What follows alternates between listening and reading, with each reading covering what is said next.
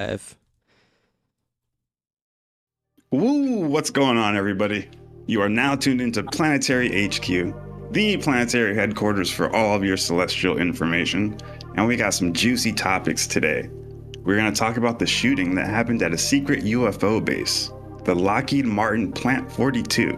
We're going to go really deep. We're going to figure out all about the facility, the organization, exactly what happened there. We actually got the dispatch audio, so we're going to take a deep dive into that.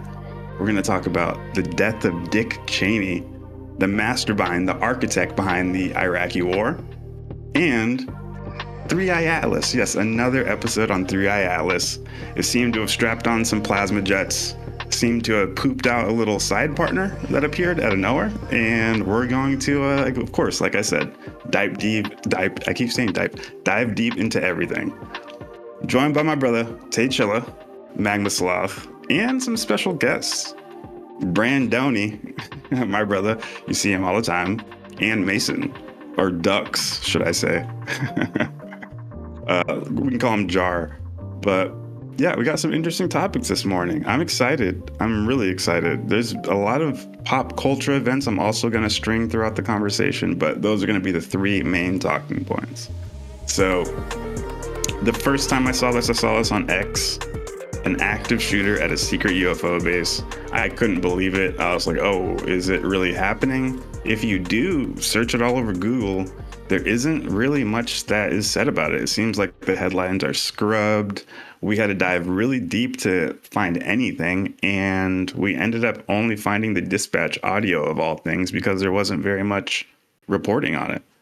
That in itself raises a couple questions, raises a couple red flags. What entities and what organizations don't want the public to know about this? Are they actively removing this from online so that people don't look into it? Why is there an active shooting event at such a highly sensitive facility?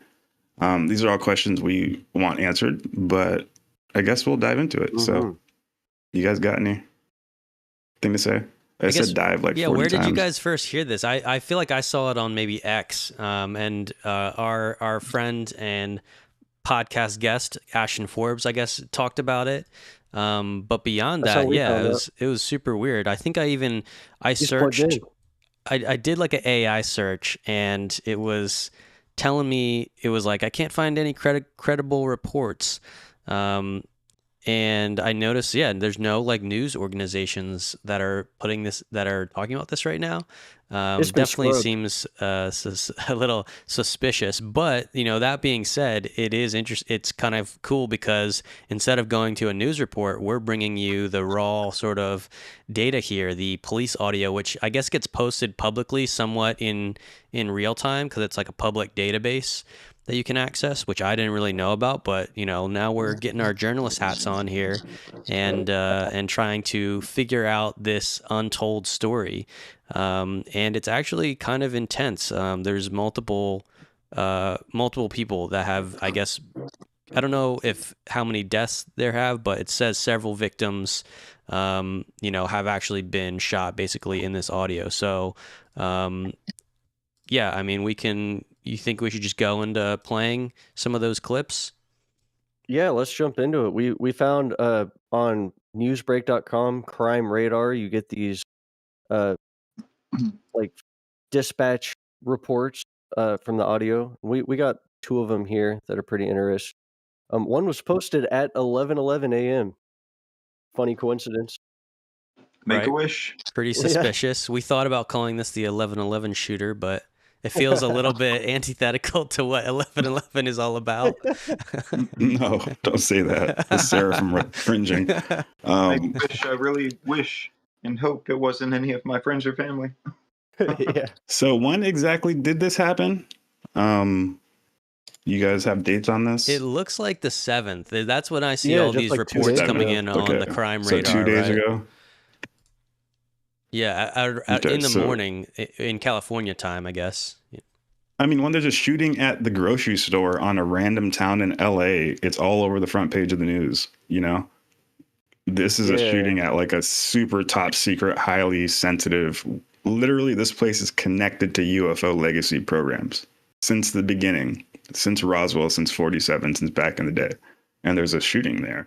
Why isn't this being talked about? What was the shooter's motive and intention? First of all, I don't even know how you would even get a gun onto a base like that, because that's not even Lockheed Martin, but it's Skunkworks program, which is their special access program. So Yes. the only people that have guns there are going to be the guards that actually protect the building, and they have to go through massive amounts of security before you get inside. So depending on where it happened, what was outside the building or inside, I'm very curious how someone would have even gotten a gun inside. It would have had to have been someone who works there. Maybe an airman who works on base and he's armed and he just went crazy, lost his mind. I'm really curious what the motive was. If he's going to I'd come put out my with a money on it more manifesto. like a contractor than an airman. That's still crazy. The inside job angle. I didn't consider that, but that's a good angle. If it's like really hard to get on the space in the first place, then is it like somebody kind of gone rogue, or I don't know, maybe they got too deep He mind melded with the alien in the underground base, and the alien was like, "They're torturing me," and he's like, "I got you." Try to break him out Rambo style. Yeah. No, but that is a good point. Yeah, inside job, like how if you were to get a weapon in there, obviously you'd have to be cleared to have a weapon in there somehow and use it for the wrong purpose, which is super ballsy. Stole one of the weapons. That's why it's not in the news. The alien got out. Oh, mission success. Yep. Or what if it was a foreign nation, national actor, you know? Here, I'll actually I'll share my screen real quick. Give y'all a little background on this this Air Force base. There you go. Yeah, can y'all see my Intel report from Magma Sloth. Yeah, so this base is actually this is a patch for the base. I think a lot of these are made jokingly, but here you can see a alien on the patch. Yeah, I got this here. So Air Force Plant 42 is apparently well known as a place where UFOs are stored. Here's like a PowerPoint presentation that was shown. Like at the end of the presentation, they got this insignia with an alien pushing a crashed UFO. Just kind of funny. You know, they joke about it. People who work there and stuff. See, they got like top secret. Blackbirds and all that. Yeah, it's pretty cool. This website here, the International Test and Evaluation Association, we actually found a presentation by Mr. John Esch, which I'll get into in a second. But this looks like it was a PowerPoint presentation, which he would have been given a lecture over or something like that. But I love how he kind of jokingly included this map here with some pictures of aliens and a big arrow pointing here. This is where the aliens are at. Yeah. Let's rewind it for a second, if you don't mind. You're right. That map is exactly where it is. So what is this? This is the Air Force Plant 42, right? Yeah. Air Force Plant 42. You said it's located where? In Palmdale, right? Yeah, California. Palmdale, California. And what is Air Force Plant 42? So Air Force Plant 42. I got my screen shared if you want to pull it up, Taylor. Yeah, military contractor like Lockheed Martin, Northrop Grumman, Boeing. Yeah, so Air Force Plant 42. I think it's managed by Lockheed Martin, and that's why some people call it the Lockheed Martin Plant 42. It's officially called the Air Force Test Center, right? It's located at the Air Force Test Center at Edwards Air Force Base. Edwards Air Force Base is ran by the 95th Air Base Wing and the 412th Test Wing. And the 412th Test Wing is the Air Force organization that is in charge of specifically this Lockheed Martin plant. This Lockheed Martin plant is part of a greater, I guess you could say, organization. And it's part of a MRTFB, a Major Range Test and Facility Base. Pretty much it's big swaths of land in the middle of the desert that the United States uses to conduct testing of various weapons. So this Air Force Plant 42 is a highly sensitive part of it. These MRTFBs are sectioned out. Air Force controls some of it. DOE controls parts of it. Other military organizations control parts of it. But this specific one, the Plant 42, Air Force Plant 42, houses SAP, Special Access Programs, related to UFOs, UAP, reverse engineering. This place has been tied into UFO legacy programs from the inception of the atom bomb, from Roswell, all of that. So this is very tied into the UFO legacy programs. So, Magma, take it away. Yeah, that's fascinating. This presentation I got here on my screen, although he included this image of the aliens, probably jokingly, I'm sure they all joke about it.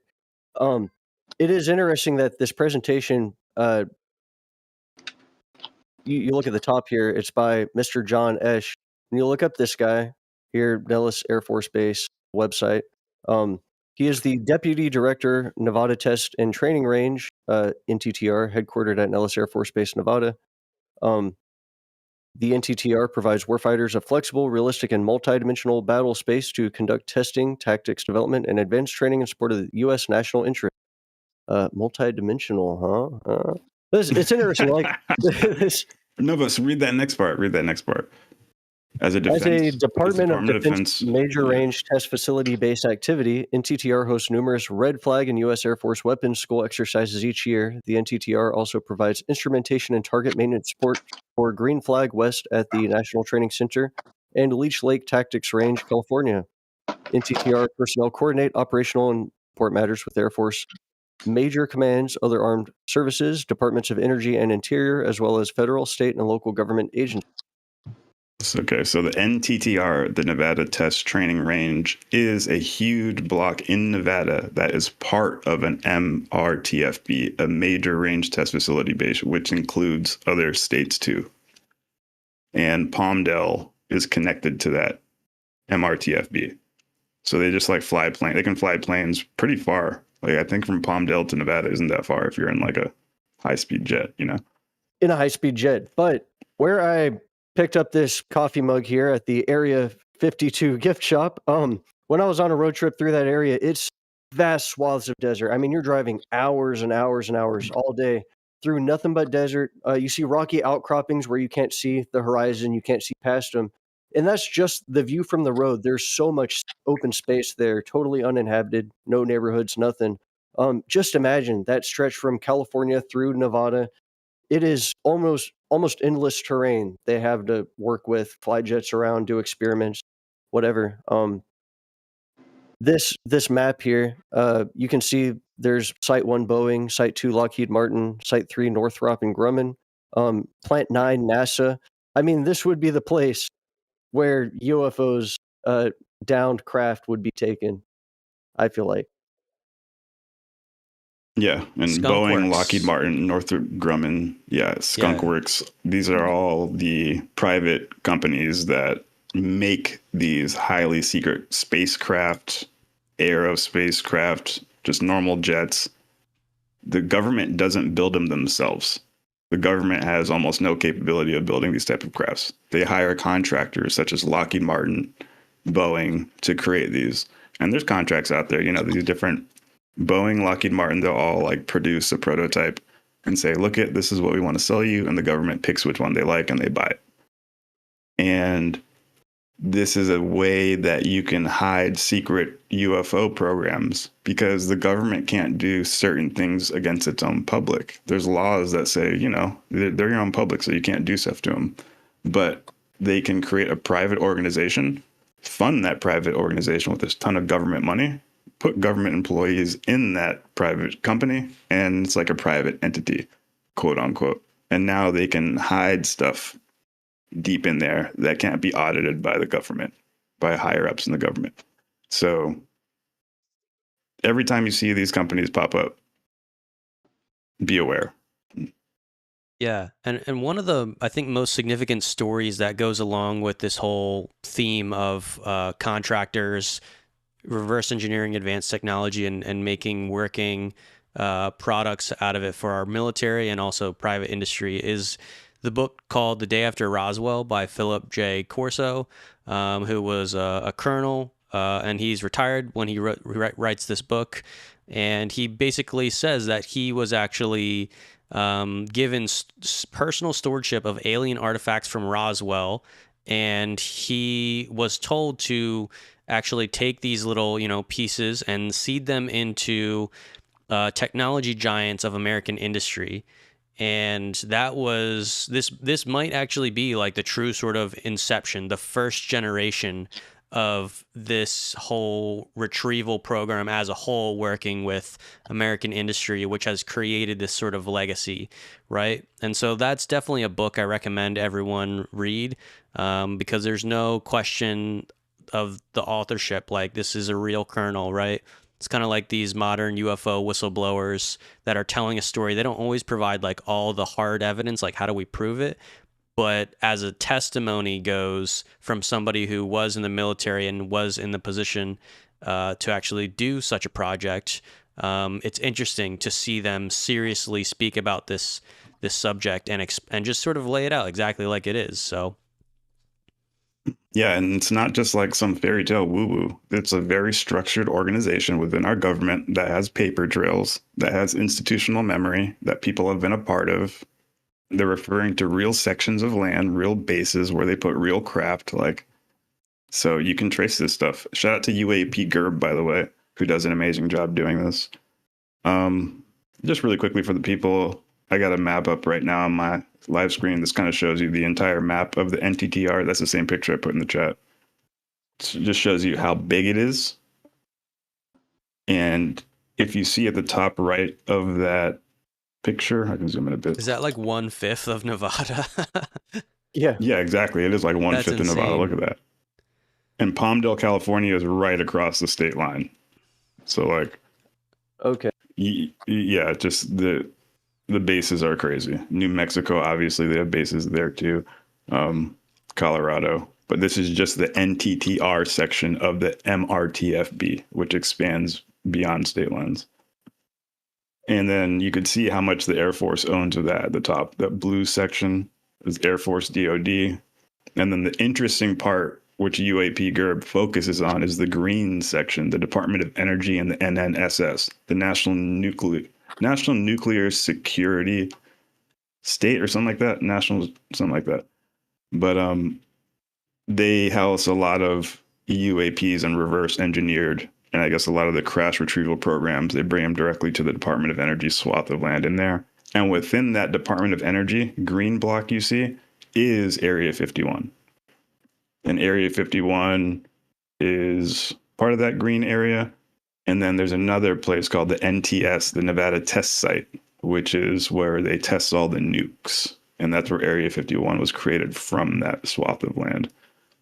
So you need to understand where everything is, where everything's going, how the government really is processing this information. And it's right in front of you. I mean, this is public information. So I don't like to stay woke. I say stay awake. Stay awake.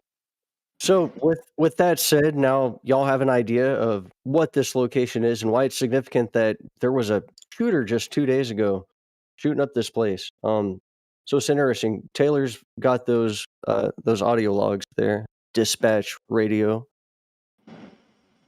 Yeah, so I guess we'll start with this one. This one's actually at 11:11 a.m., which is, weird synchronicity there. So here we got the audio. At Lockheed Plant 42, 1101 Lockheed Way, 1101 Lockheed Way, stage for sheriff. 135 copy and route. 137 copy.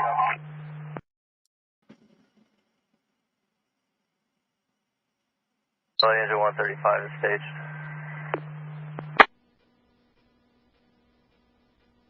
Engine 135, be advised, we're getting multiple reports of shots fired from the Sheriff's Department. Do you want to balance this? Yeah, LA Engine 135, let's balance this to a first alarm MCI In addition, start me an air squad. We'll use 24 Delta. MCI is a as our mass landing zone. I'll casualty get your incident. landing zone. Yep. Escalated to an MCI, mass casualty. Ooh, okay. I see. Good catch there, because I think that's what they start talking about in this other one. So I'll stop it there. But this is kind of like, it's, you know, it sounds like it's like the first reports coming through. They're kind of, I guess, police and fire are getting organized here. They're communicating back and forth. Hey, let's escalate this, because, you know, it's got to go through different. Once they assess and give it classifications, then it's like, okay, send the teams in. I don't know exactly who they're sending in, if the base has military to deal with this. Yeah, right. It's interesting, I guess, because of the. Oh, sorry, Mason. Were you going to say something?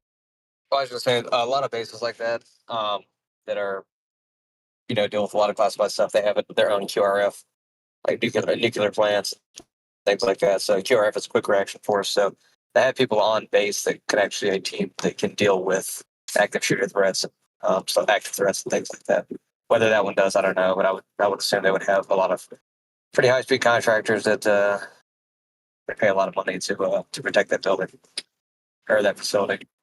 Yeah, and I would imagine that just the broadcast goes out to local fire departments, police, first responders anyway, and they probably show up if there's big threat in a sensitive area. So the next one we're going to play was the Los Angeles County Fire Department at 10:04 a.m. LA into 93 is on scene at 1011 Lockheed Way, building 660.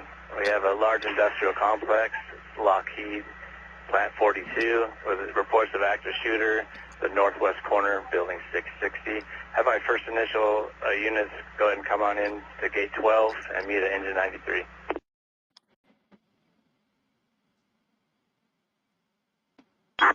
LA engine 93, did you copy my traffic? 93 LA copy, large industrial complex, staging for sheriff. All units responding to the MCI at 1011 Lockheed Way. Enter through gate 12. Lockheed security will direct you to the command post. Okay. I feel like we could probably read some of this to kind of get it, because this clip is 5 minutes. What do you think, D-Bake? Should we just read some of these kind of takes here? Yep. Yeah, at a minute and 30. Can you speed it up or no? Not in this player. I would have to like download it and stuff. And let's see, it doesn't give me time codes. Like I guess, I don't even know if I can skip through it. Yeah. Well, a few highlights that stand out at 1:30. You hear someone say, "We're going to have 2 victims at building 660." Then at 1:46, they say 2 victims. You're going to make entry with force protection. Going down a bit. Let's see. They're now going to be rescue task force. Let's go and establish. We are rescue task force 9-3. Oh, right here. This might be maybe what Mason was talking about. 93 passing command to Battalion 11. Maybe that's one of the groups of soldiers or contractors on the base, and okay, that's just my speculation there. Passing command to Battalion 11. At 4 minutes and 50 seconds, it says, it sounds like they have the shooter located on the northeast side of the building away from the cafeteria. Suddenly they have them over there. So just do what you can. Make sure you maintain force protection. And then... Wait, go up a little bit. Go up a little bit. Go. Okay, Blackbird on Lockheed Way. Okay, I saw Blackbird. I didn't know if they were had blackbirds in the air. I was like, what the fuck? It's interesting. At the end here, they say, at 5:12, we do have one, see them on the way out. Copy, 1 victim coming out. Break, Squad 37, I need you to establish medcom. You guys were reporting 2, possibly 8 victims down. Let's just go ahead and swag it up to 15. Go ahead and go 5 immediate, 5 delayed, 5 green for now. Squad 37 copy, 15 total. Plan ICU between 17. So it looks like they end up totaling like 17 possible casualties, or at least victims. Yeah, and it's let's see. Media delayed. 5 delayed, 5 green for now. Okay. Is that base close to a town? Good question. Palmdale? Oh, this says near East Avenue, Palmsdale, California. Yeah. Okay. I just makes me wonder because they're not going to usually have police come on a base with looking to handle that kind of stuff unless they're transport people that were in.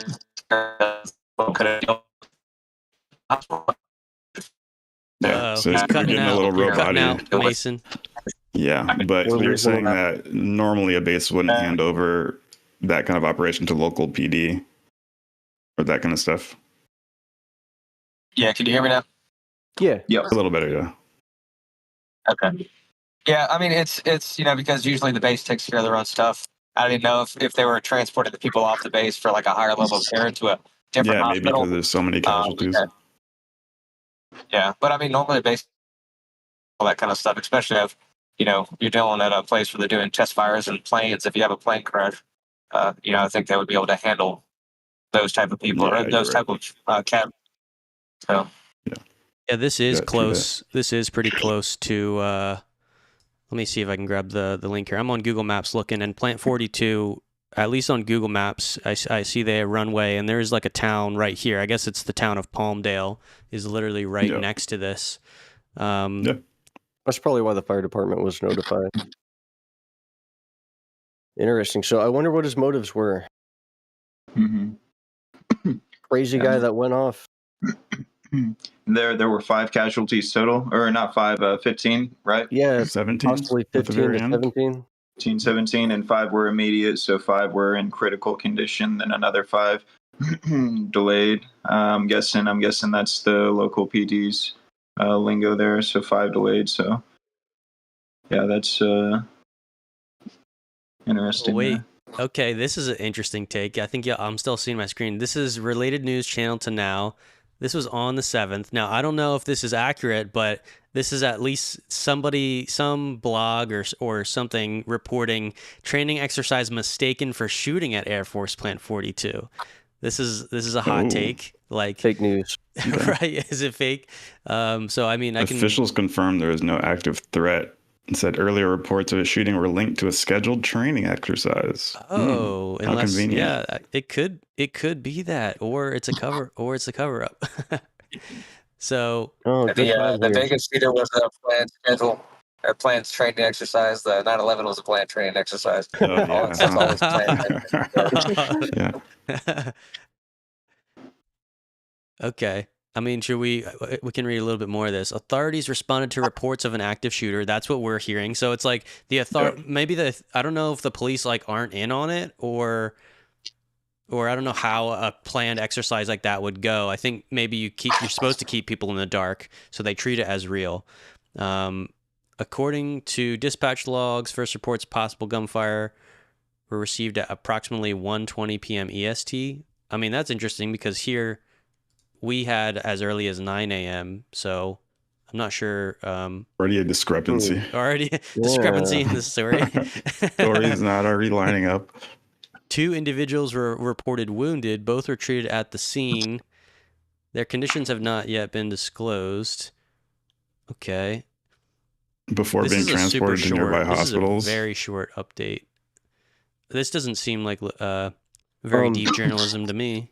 Right here at the end here, it says the installation supports operations involving B-2 Spirit bombers, B-21 Raider stealth aircraft, RQ-4 Global Hawk, and other classified aviation programs. What was that say? This. Oh, I lost it.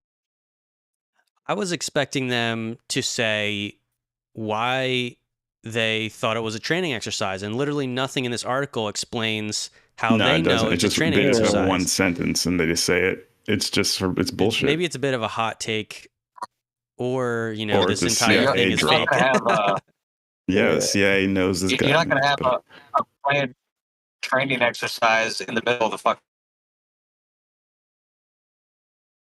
And that's why you go and you reserve a range, you go and you train somewhere. You don't just do it at the mall on base or something like that. That's not how that works. Because no Yeah, one else on would be, base. Yeah, you're involved right, in huh? all these people. In the- Like, what is happening right now?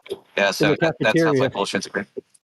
Training They should have exercises. gone. They should have gone on. They had a MRTFB right next to them. They could have gone on this major training base and then conducted the scenario on it without the public knowing it for training purposes.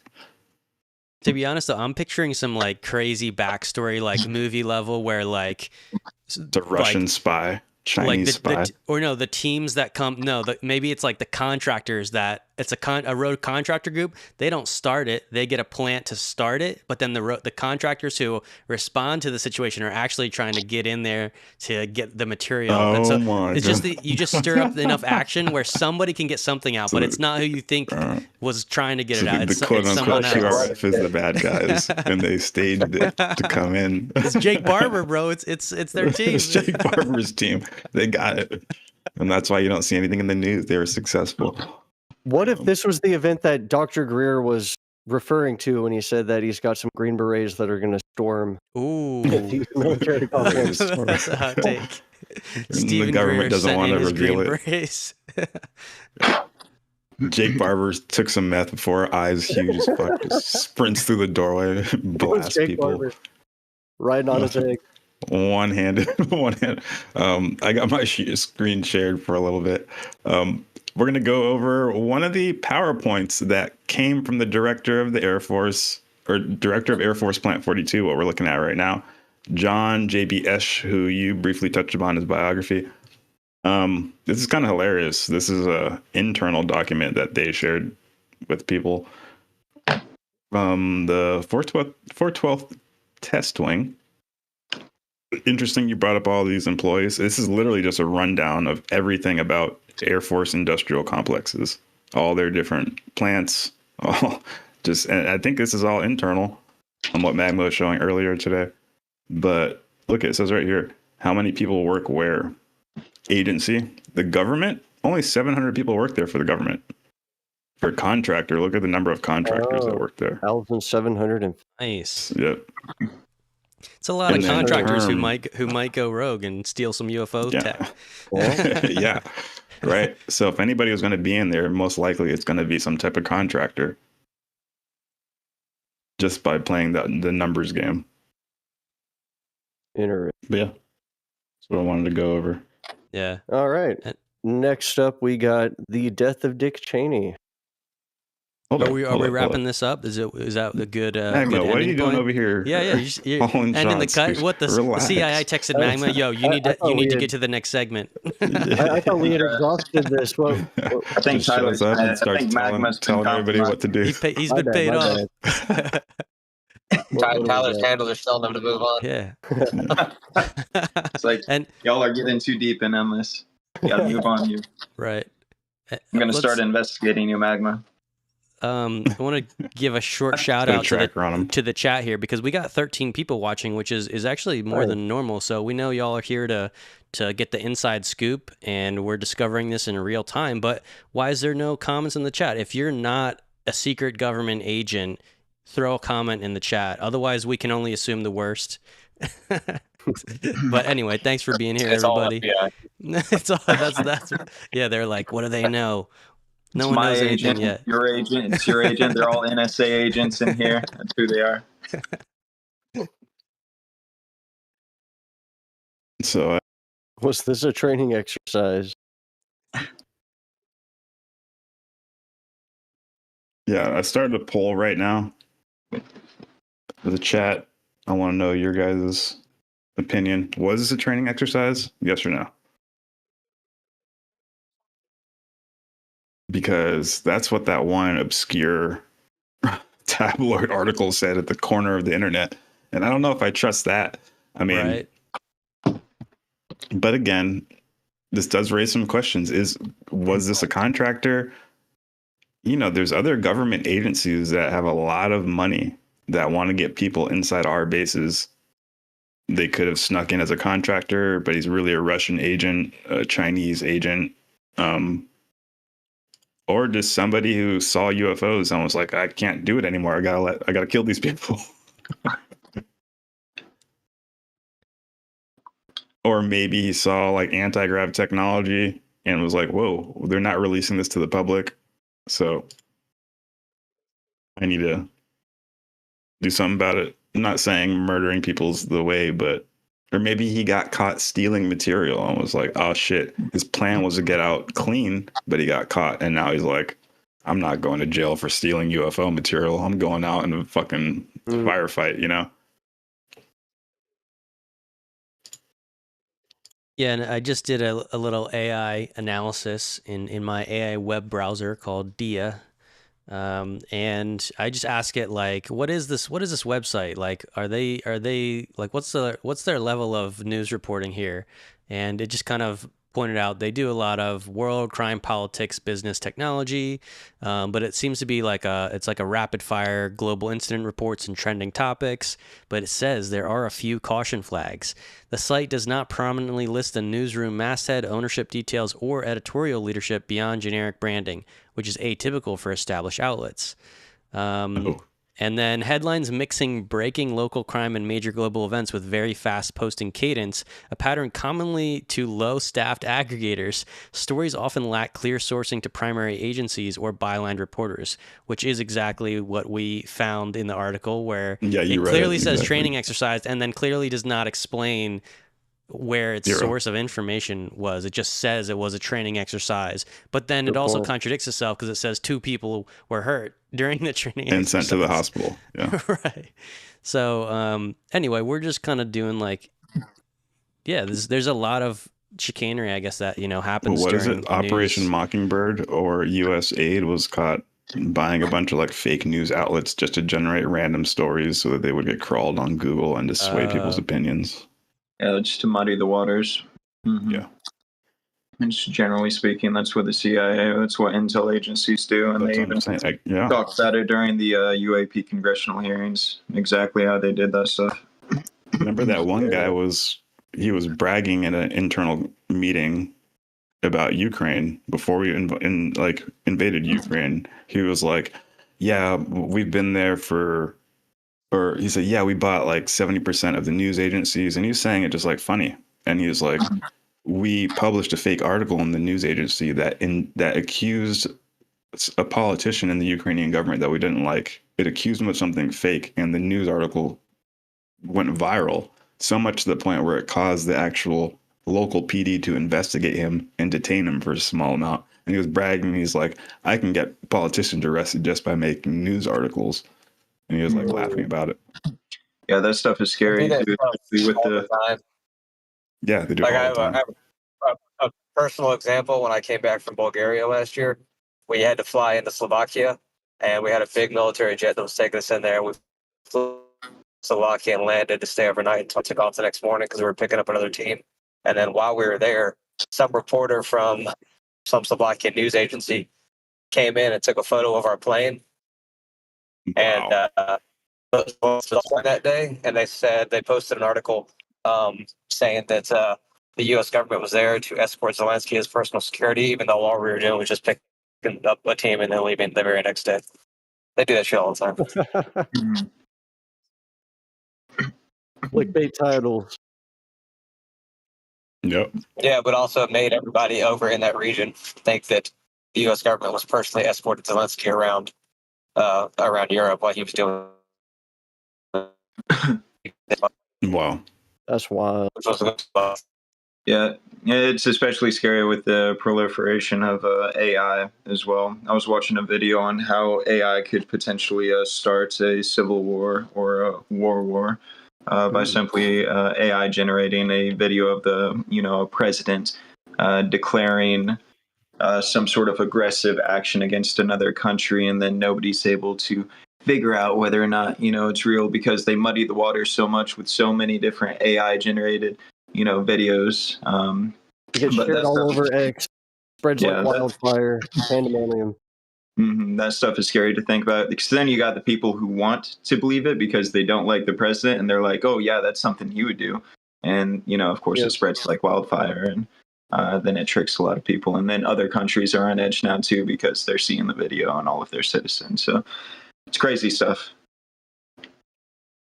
Yeah, it's insane what the media can do. And, the intel agencies understand this, and we're the naive idiots that gobble everything up. But you got to do this type of digging. You got to find the dispatch audio. You got to find the discrepancies. You got to, as the public, it's our duty to figure this out. Do you think they're just going to tell us the shady shit they're doing? Fuck no. We have to dig it out of their live hands, hopefully not dead hands. Mm-hmm. There was a really good movie. If y'all haven't seen it, you would love it. Arrival 2016. I'm sure you've probably all these alien craft just hover over the planet, just totally silent, as human teams in different nations try to figure out, like, crack the code, try to communicate with these beings. And it shows a really good example of, like, the military setting up a temporary base around the craft and communicating with these other global leaders. And then you start to see the breakdown of trust between the global leaders, as it's like a communication breakdown. No one can really trust each other. And that alone begins to start a global conflict. And that's the real threat, is just that miscommunication between global leaders, and the perception we have of China, the perception China might have of us, and what our intentions are. We start tripping each other out, tripping ourselves out, and we have a bad trip. It's amazing how that can happen. Just perception of the information you're being fed, and how that can influence your actions, especially if you feel great sense of danger and urgency. Mm-hmm. Yeah, I mean, check out that movie the Obamas sponsored that came out like a year and a half ago. Oh yeah. Fucking Well, there was weird. another recent one that came out. You all see that? No, which one? Let me look it up. I don't remember the name, but I watched it all, and it was kind of. But it kind of almost an seems like they movie. were priming us, prepping us for 3-Eye Atlas, you know, something coming. And that's a good segue into 3-Eye Atlas. What's up with these jetpacks, dog? Absolutely. Do y'all have the scoop? I have a couple articles up. I can kind of kick this off. Last updates since you guys last talked. Well, Dedrick and Magma, what was your guys' last updates on that video you did? I guess last week or so. We actually didn't have time to get into it. So we had basically mentioned we would get into it in a later episode, which is this episode. So we can finally cover that. A few points I would like to make about 3-Eye Atlas. There's a lot of weird things about it. When it came in perfectly parallel to the plane of our solar system, which seems very unlikely. Looking at the direction it came from, it managed to avoid many stars in its path. Somehow it's survived and made it probably millions of years traveling to our solar system. It has an unusual chemical composition. Rather than having a tail that faces away from the sun, it had a tail pointing towards the sun, which is very unusual. Also, the polarization of light was reversed to normal asteroids and meteors within our solar system. So, like, my speculation is it's some very foreign material, whatever it is. Something interesting about it, it has a strange material based on the spectroscopy of it. It seems to emit nickel tetracarbonyl, a refined compound usually produced by human industrial processes such as aerospace coatings. And just a lot of weird things about, like, the way it entered our solar system. I actually do have something I can share here. Here we go. If you can see this, this website here, The Sky Live, has a really cool 3D view of our solar system. And here you can see 3-Eye Atlas back in June as it was approaching our solar system. I'll just play this. This is a time lapse. You can see also the newly discovered K1 Atlas, which has been added in here. You can see it's approaching Mars. It almost looks like it's going to hit it, and it just kind of narrowly avoids it. It enters between the orbit of Mars and Earth, but Earth is at this point on the other side of the solar system, with the sun totally obscuring its view. And then it leaves. And we know as it's approaching Jupiter, it apparently makes an acceleration somehow. Also, there was speculation, like Avi Loeb proposed, it could have made an O-berth maneuver right here. And people were proposing that it could even be heading towards Jupiter to set up a base if it was a UFO or something like that. Set up a base on one of the moons of Jupiter. I just think it's really interesting, this whole thing. How it managed to pass right through our solar system like this, we kind of got a glimpse of something very foreign and mysterious. Could it be antimatter? Uh, could the nature of the universe be a lot weirder than our science even recognizes? There could be other sections of the galaxy with the elements arranging in very different ways based on the electromagnetic properties or forces we don't even recognize. This material could have made its way into our solar system. I don't know. It's really interesting stuff.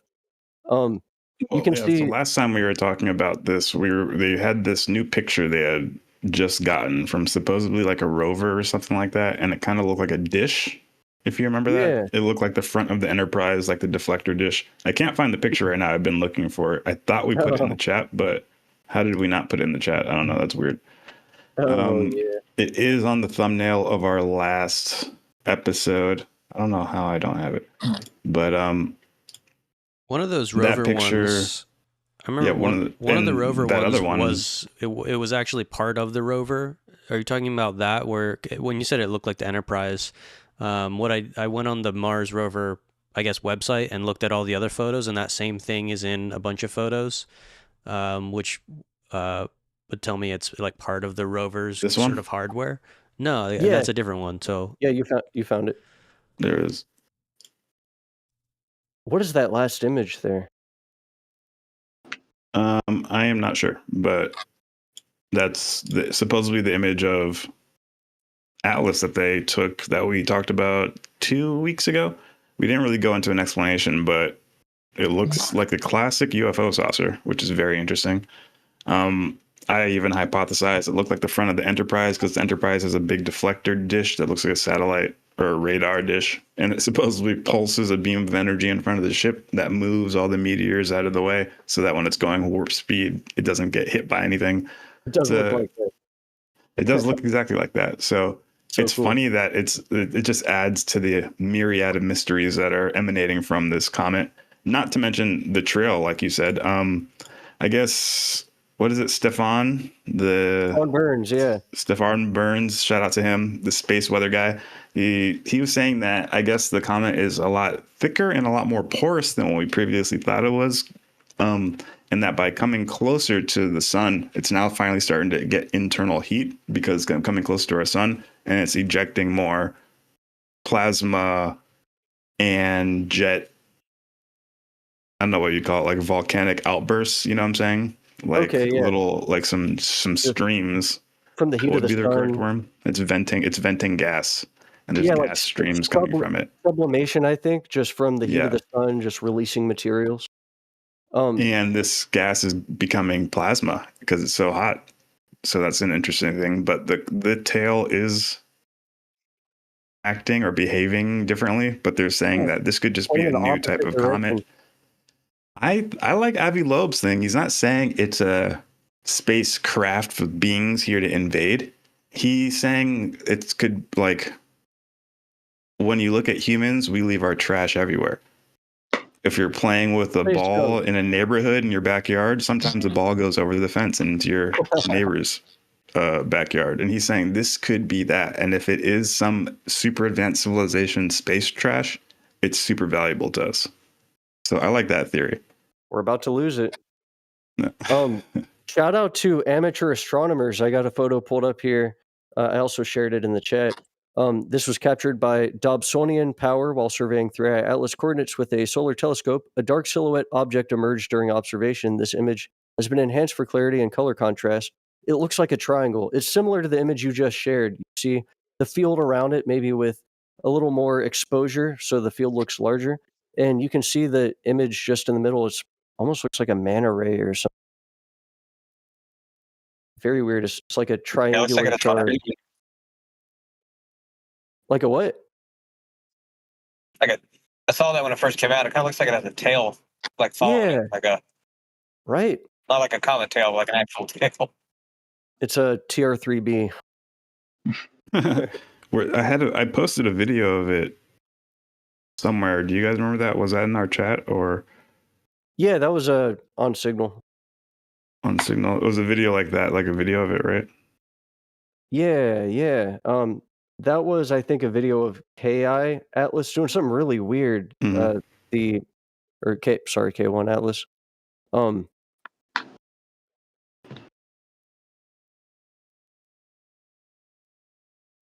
Yeah, if you're able to share I that, can't find it. if you can still see my screen in the meantime, I'll just play this like 10-second clip of solar flares. Taylor, are you able to see this? But yeah, I'm on your stream right now. Okay, I'll just play this for like 10 seconds. This is footage of the sun emitting a bunch of solar activity. What I think is absolutely fascinating is the sun has all the while been reacting to 3I Atlas. It's been sending out plasma bursts, coronal mass ejections towards 3I Atlas, which is really weird. And the fact that the sun is reacting to it, which like this seems like a relatively small object entering our solar system very far away, yet our sun is behaving in response to it. It's been zapping it with plasma jets, which has been ejecting material off of 3I Atlas, which to me really embodies this idea that's kind of new to me, to think of the solar system as a system. It's not just planets orbiting around the sun trapped in the gravitational field. It's actually like a system, almost like a cell, that is detecting a foreign entity, like some foreign body entering its system, and it's almost like an immune response or something. I don't know. It's kind of trippy to think about, but like, why would the sun even detect or respond to such a small object?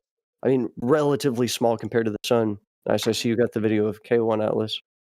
Yeah. N1 Atlas? N1 Atlas, they get renamed over time. Hmm. I don't know what the official name for it will be. Another highlight in the news is that 3I Atlas like pooped out a probe while it was on the way to us. I think Taylor, you posted that in the chat a couple days ago. Like while it was on the way to us, they detected another object right next to it, in between 3I Atlas and the Earth. So there was a second object that was traveling with 3I Atlas. They had it on a heat signature, they had video, everything. But I think this morning or last morning it disappeared. So that's kind of weird. Yeah, the Borisov. And yeah, Borisov. Borisov's still there. Borisov's still there. Oh, okay. But here is from an Argus satellite. And want to know what's interesting? Argus, that's one of the same systems that's used in the MH370 Ashton Forbes videos. Oh. Yeah. It's all connected. Yep. Yeah, what is going on there? That's some wild dude. Coming out. Is that a Merkaba ship with beams and formation around it? Yeah, like that. We don't know what it looks like for a mighty messenger to travel across space with two seraphim and a Seconophim. We don't know what that looks like, you know? It looked like that. It's a bunch of celestial activity in our solar system right now. Mm-hmm. I know. Your ranch is hot. I just love how this is turning our eyes to the skies. We're finally getting a broader view of our position in the cosmos. And it's exciting. I hope this keeps up, that we can continue to get more space weather updates. And just, it seems like that's what that's what Starfleet does, you know, in the 23rd century. We're looking at our solar system as a greater thing rather than just focused on what's going on here on Earth. Okay, yeah, Taylor, pull up another picture that looked exactly like the one that I... This is that the original, or is that a different angle? This is that orange picture that Magma had up. It said it was from Dobsonian Power, which is this guy on X, and he's using his telescope. So these are his original images, and he was saying 3I Atlas today with my solar telescope. You know, and this is what it's, I guess, looking 100% raw picture, non-processed. Color dots should be hot and cold pixels from the camera. Picture. I'll use a normal telescope in November. But yeah, I mean, you get circular, and then there's this darker section here. Somebody's right. It looks like a maybe the front of a large cylinder ship. We got somebody enhancing the images, getting different color filters on it. A dandelion. This is pretty sick, and this guy has more stuff on his. And then, as we know, that's no comet. It's a space station. The Death Star.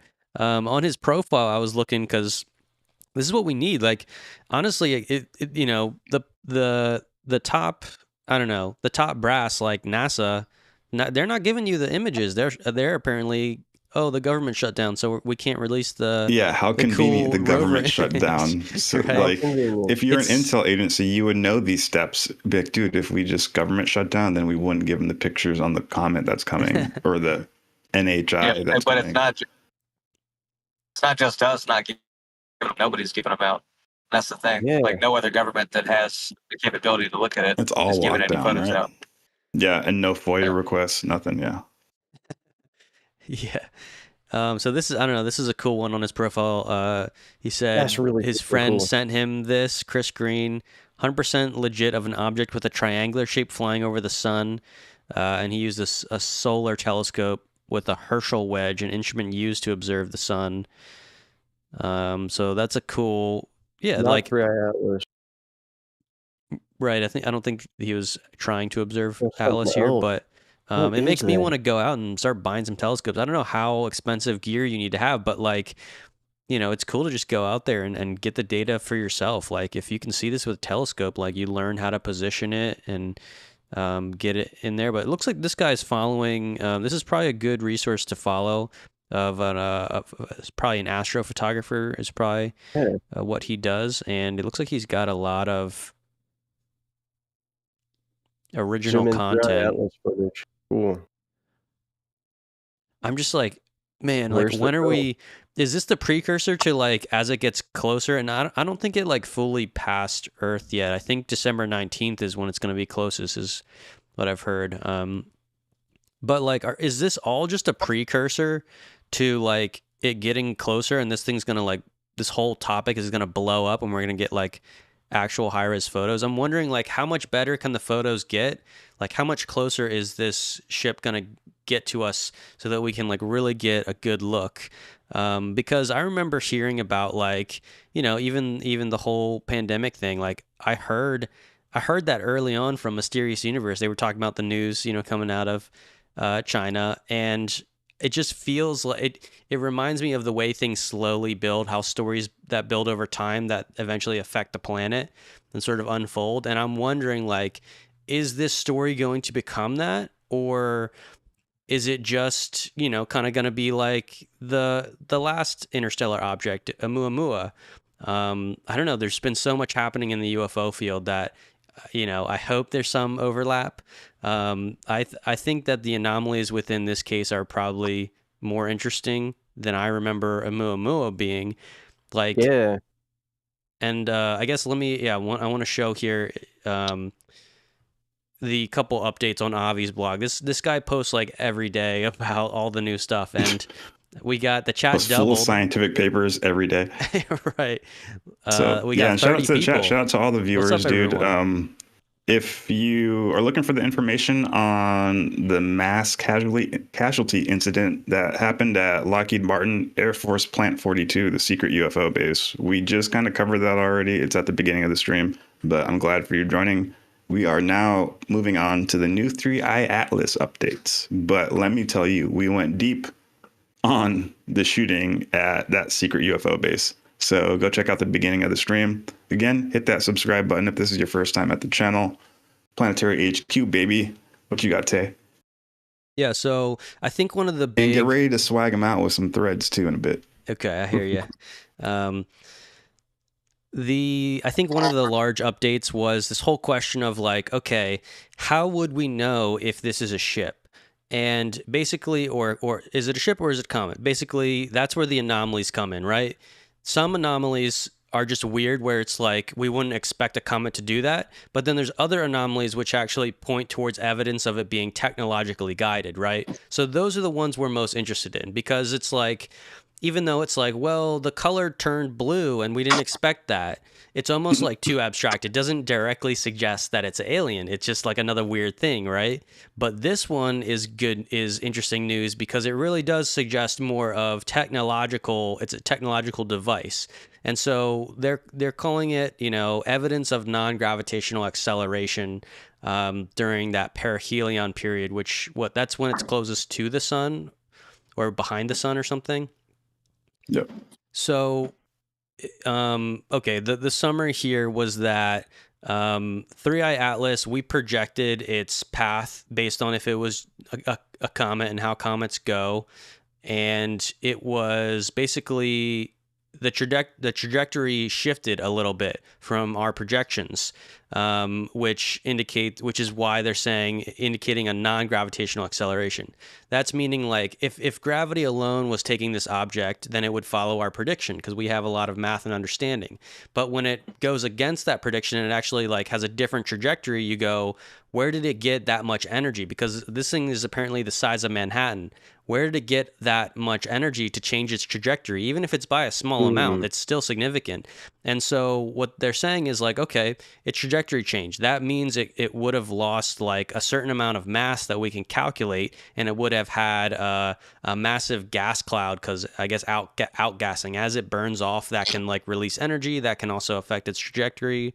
And so I think initially that first kind of article, the first evidence for non-gravitational acceleration, seemed to basically point out that like we did not see the outgassing that we would have expected to make that change, which makes you go, think on the flip side. If it was a ship, of course it wouldn't be outgassing. It would be using engines to add energy and change its trajectory, right? So that's basically the summary of this kind of section. We're not seeing yet, I guess, this outgassing process. So, could it have an engine? And so to kind of support that, most recently, a day ago, we have these photos that came out, and they're saying it looks like multiple multi-directional jets from 3I Atlas after perihelion, suggesting major mass loss or possible thrusters, right? So we got those kind of two options. And I love that. Yeah, this is, I guess I was trying to like but look. It does also line up with the fact that because it has a different composition and it's porous, normally a comet would heat up quicker as it approached the sun, but because it might like have a thick outer layer but weird rock that's porous but an inner core that's of a weird material, maybe it might take longer to get hot. And now that it's getting hot, now it's starting to eject. For sure. Apparently one other oddity about 3I Atlas is it started outgassing considerably sooner than expected. Like it was still far away from the sun, well beyond the range that it should have began to heat up and emit fumes and all that. But that could imply it was extremely cold on its way over here. But check this out. It's not too late for us to get new photos of 3I Atlas. As it approaches Jupiter, there's the Jupiter Icy Moons Explorer JUICE probe near Jupiter that could take photos of 3I Atlas. And then another probe, the Juno spacecraft, has been proposed to collide with 3I Atlas in March 2026 if NASA accepts a proposal to study the interstellar object during its pass near Jupiter. I hope they're on it. I really want to see some clear photos. We still have a chance while it's out there before it leaves our solar system, clearer idea of what the hell this thing is. Yeah, we got some comments in the chat. Someone said, Green Berets react to active shooter at secret UFO base from what source? And we analyzed the police dispatch audio in the beginning of the stream, so just rewind it because we got a lot of people joining right now. So yeah, and I'm still reading a bit about the active shooter situation right now. I mean, it's hard to read about it because they're locking it down. No, they are. They're locking it down. Like the only sources out here are, the freaking less well-known sources. You don't have any major news outlets reporting on this in any significant way. So it's been hard finding actual information on it, really. Only the dispatch audio. Well, I think that's a pretty good source. The dispatch audio is interesting in and of itself because, it reports 15 plus casualties, and then everything else is muddy in the waters, reporting a training incident with 2 casualties, which even that's kind of sketchy too. Yeah, at a cafeteria. Come on. It is sketchy. Like it just doesn't make any sense. Obviously, if there was a mass casualty incident at the secret UFO base, first of all, how did anybody know this? I know there's dedicated sites that every day they wake up and they listen to the police broadcasts. So someone in Palmdale, that there must have been one of those guys, and he was like, "Oh crap," and he got it out because nobody's reporting on it. And then it seems like the whole Roswell thing all over again, where they're trying to save face and change the story by printing out this obscure one line of text on an obscure news source. Nothing's lining up. Just to influence maybe search engines, right? Yeah. Yeah, exactly. To influence search engines. And it's weird. What I want to know who pulled the trigger, why. I like your angle that they had an active shooter and the QRF was already like bought out and had their own secret agenda. So when they reacted and there's a lot of commotion, they stole some UFO material and extracted. I mean, on a base that wildly outnumbers the government employees with contractors by thousands. Yeah, right? I mean, it's not too far fetched in my opinion. You're right. 6,000 versus 700. Yeah. Hey, this is the old guard versus the new guard. What's that, Mason? So that's the plot to Ocean's 11. Yeah. They took it out of the playbook. Such a good movie. You're right. That is the plot of Ocean's 11. Such a good movie. But it's so interesting. Yeah, I'd figure that everybody'd be talking about this. And like, come on, we're not the only UFO podcasters out there. Mm-hmm. Jeremy Corbell, Jesse Michaels, Chris Ramsey, where you at, guys? Come on, man. This should be on the forefront of everybody's tongue. I mean, it could be a training exercise, but until an official comes out and makes that statement officially. Yeah, and the audio that we listened to, that was of the local police force. That wasn't the military police, the MPD, was it?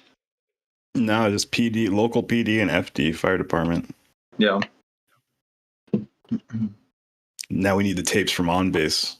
They're like, oh my God, the Pleiadians are landing. Okay, I got a hot angle for you guys. Yes. Those will never be released. Yes. Hot angle. Roswell. Okay. UAP Gerb fucking mentioned it in passing on his past episode. Shout out to UAP Gerb. Come on the podcast, brother. He says Roswell was crashed Nazi technology. And it was, you know how Operation Paperclip happened and we got scientists from the Germans in America? Mm-hmm. Remember, Russia also obtained scientists during that era for themselves. And they're saying that this is a crashed Russian anti-grav disc that was manned by captured Nazis and that the bodies on board were biological genetic experiments created by Joseph Mengele. Oh, God. You know, that honestly wouldn't surprise me too much. It's like, just like, yeah, checks out. Yeah, I mean, sometimes things that happen are a little bit more boring than what you would expect, unfortunately. Like, you want to believe, you know, it's extraterrestrials out there and this and that, but then comes to find out, you know, it's just these, like, insane scientists. Because, I mean, the Nazis, they had no boundaries whatsoever. They had no boundaries. No. They would do whatever. So, it honestly wouldn't surprise me, unfortunately. And you know, Joseph Mengele, he's famous for doing all those extreme, quote unquote, medical, horrific, traumatic, torturous procedures on Jewish inmates. Just gonna open up the guts and put glass in there and see what happens when we sew you back up and stuff. Yeah. They would take twins and cut open their backs and like string one heart to another and one like intestines to another and see how long they would live for. They would. When I read about that messed me up. Dude, they put them in vacuum chambers and suck out all the air and see how long a body would withstand for. That's how we know how long a human body can last in a vacuum chamber. They'd freeze human bodies and record how long they would take to last. And they do it with like 50 to 100 Jewish people. And they would record. And that's how we got all the information on how strong a body could last through fire, ice, vacuum chambers, diseases. And they were experimenting on Jews. Joseph Mengele disappeared after the war. He was never found. People say he went to South America. But this one guy on his deathbed, he was like deep involved with the legacy programs like NTTR, holding all these like national security director credentials. On his deathbed, he said Roswell was that. was a Nazi Russian UFO, and the Whoa. bodies on board were a biological experiment by Joseph Mengele. I was like, what the fuck?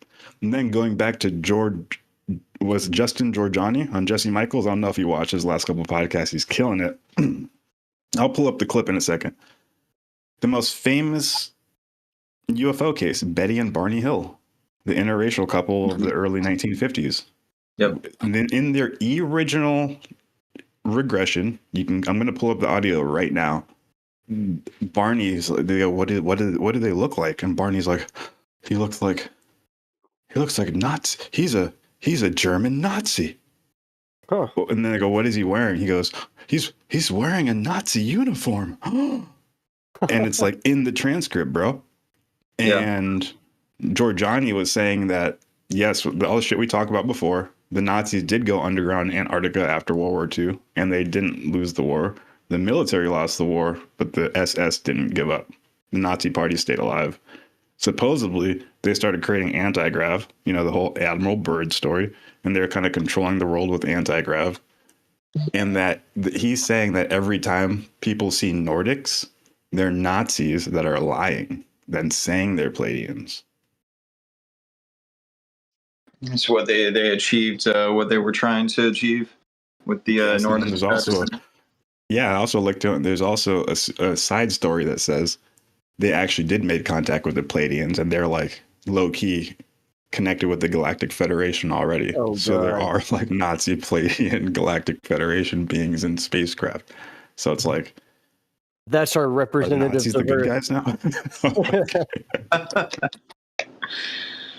That's just crazy. Like all these threads, you're like, damn, is that for real? Or is it all just Nazis parading as aliens for a huge psyop, a global psyop, Say aliens parading as Nazis. That's their best Nazis. Cover. They're like, look, on Earth they got this story. They got this crazy secret story about this Antarctica UFO base and this war and where people went. We're gonna go in and pose as that. If anyone asks, this is your cover story. Yeah, right. I mean, we have an episode coming out in the next couple of weeks with the foremost researcher of that from Ancient Aliens, Brad Olson. He has his entire career based off the underground Antarctic Nazi. Shout out to Brad. He'll be back on the podcast. He goes deep. This is his entire thing. And he goes on Ancient Aliens. He's an OG. But we got some people in the chat. Kelly McD. Yeah, exactly that. Giorgiani interview. Deep packed, full of information. What's funny is they're talking about Nazis, and then Jesse Michaels goes, what about Roswell? And Giorgiani goes, I know something about Roswell, but I don't want to talk about it now. Let's just say that it wasn't what you think it is. And I know now that he's probably referring to this story. That he knows maybe there are more secret space program encounters than there are NHI contacts, and we were confusing the two. And Jack Valet, Stephen Greer, they all say that there is elaborate programs made by secret intel agencies to mimic abductions, and they develop grotesque-looking human beings. Yeah. And this literally lines up exactly with what this case is stating. So, I don't know. It's dropping bombs on the chat. I appreciate you guys tuning in. Again, if you like what we're talking about, hit that subscribe button. I know we're going left, right, up and down. Atlas, active shooters at the top secret, Plant 42, and Roswell Nazis. What the hell? But this is why you guys are here. I know you guys love it. Hit that subscribe button. But what's that? What are we talking about next? We're all over the place, so throw something on the table, guys. If you want to talk about Atlas, talk about Atlas. You want to talk about the shooting, talk about the shooting. You're about to go to Dick Cheney now? Is that what you were going? Oh, no, you were itching to go there. I think that's the next step. We had the secret. Yeah, Dick Cheney, man. What about that? The architect.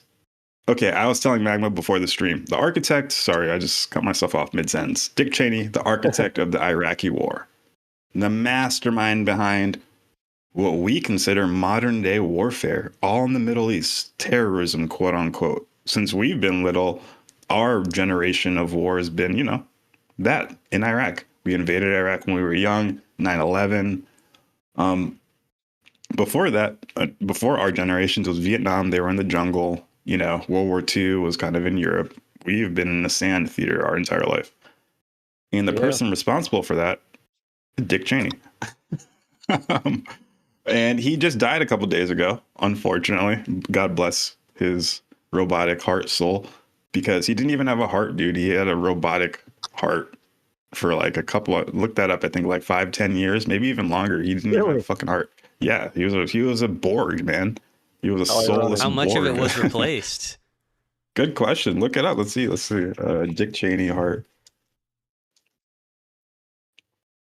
Mm-mm-mm.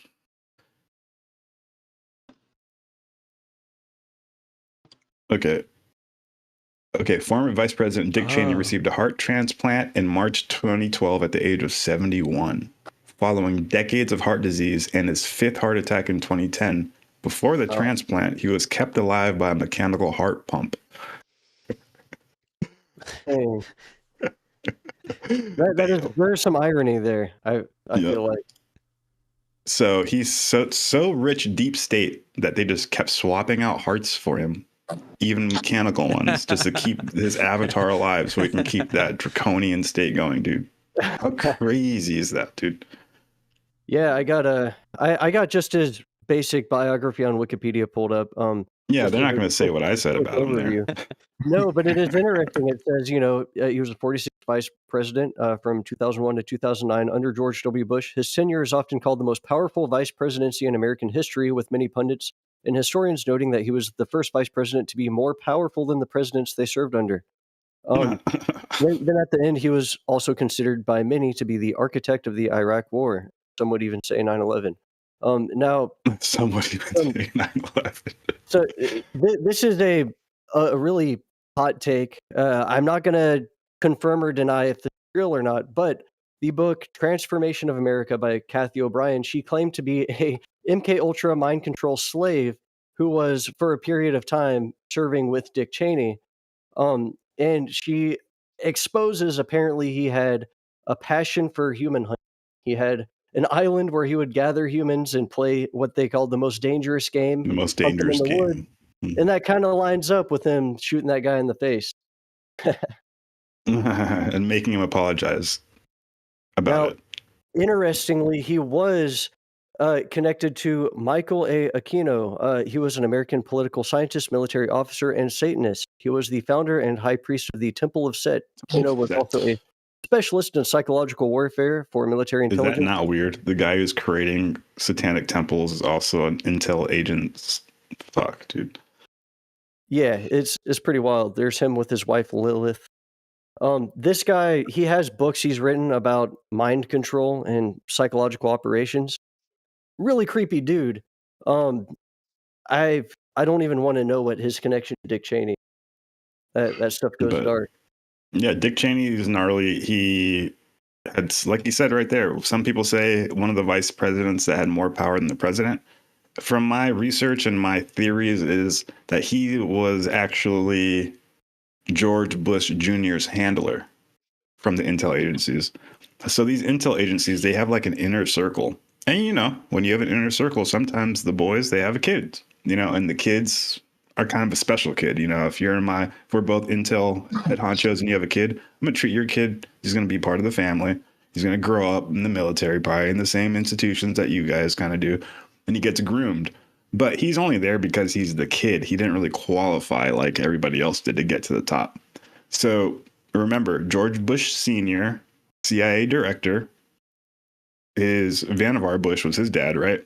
Guy who was there literally touching the UFOs and created what we now consider Sandia Labs, the Manhattan Project, all the FFRDCs and the UARCs, all those government institutions like Battelle Memorial, they all stem from Vannevar Bush.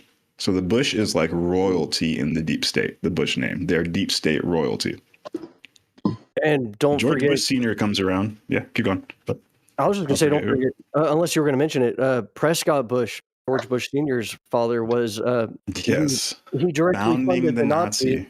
If it weren't for his Nazis financial contributions through the steel industry that he managed, the Nazi army wouldn't have taken off the way they did. Thank you. Exactly. I would have skipped over that. Thank you. Yes, exactly. Prescott Bush is a very questionable character. You got something, Mason? I was going to say that when I was in Iraq, one of the biggest contractors that were down there, I was there in 06, 07, and 18. But one of the biggest contractors out there was Kellogg Brown and Root KBR, and that was owned by Dick Cheney. So yeah, they made stupid amounts of money off of the war that they very probably started. Interesting. First-hand account right there. It's like War is a Racket, Smedley Butler. You know, he was a military guy. He went around the world. Like, same with you, Mason. You guys, you know, he realized that private companies and people are using the United States military for their own personal interests and gain. Dick Cheney, in this paragraph, it says that he's a vice president that had more power than the president. So like I said, George Bush Sr. has George Bush, what we know as George Bush in the Iraq War. He's the kid, but he's, you know, he's one of the boys. So we keep him, we're going to place him as president, but we need someone to watch him. He needs a handler. And Dick Cheney is the handler. Dick Cheney had companies that he owned the oil where we invaded. So we had oil fields at one point over there. The Iraqis didn't like it, and they took the oil fields back because they thought the Americans were stealing their oil. That's when Dick Cheney said, let's invade. So he invaded, uses the American military to get his own personal oil fields back.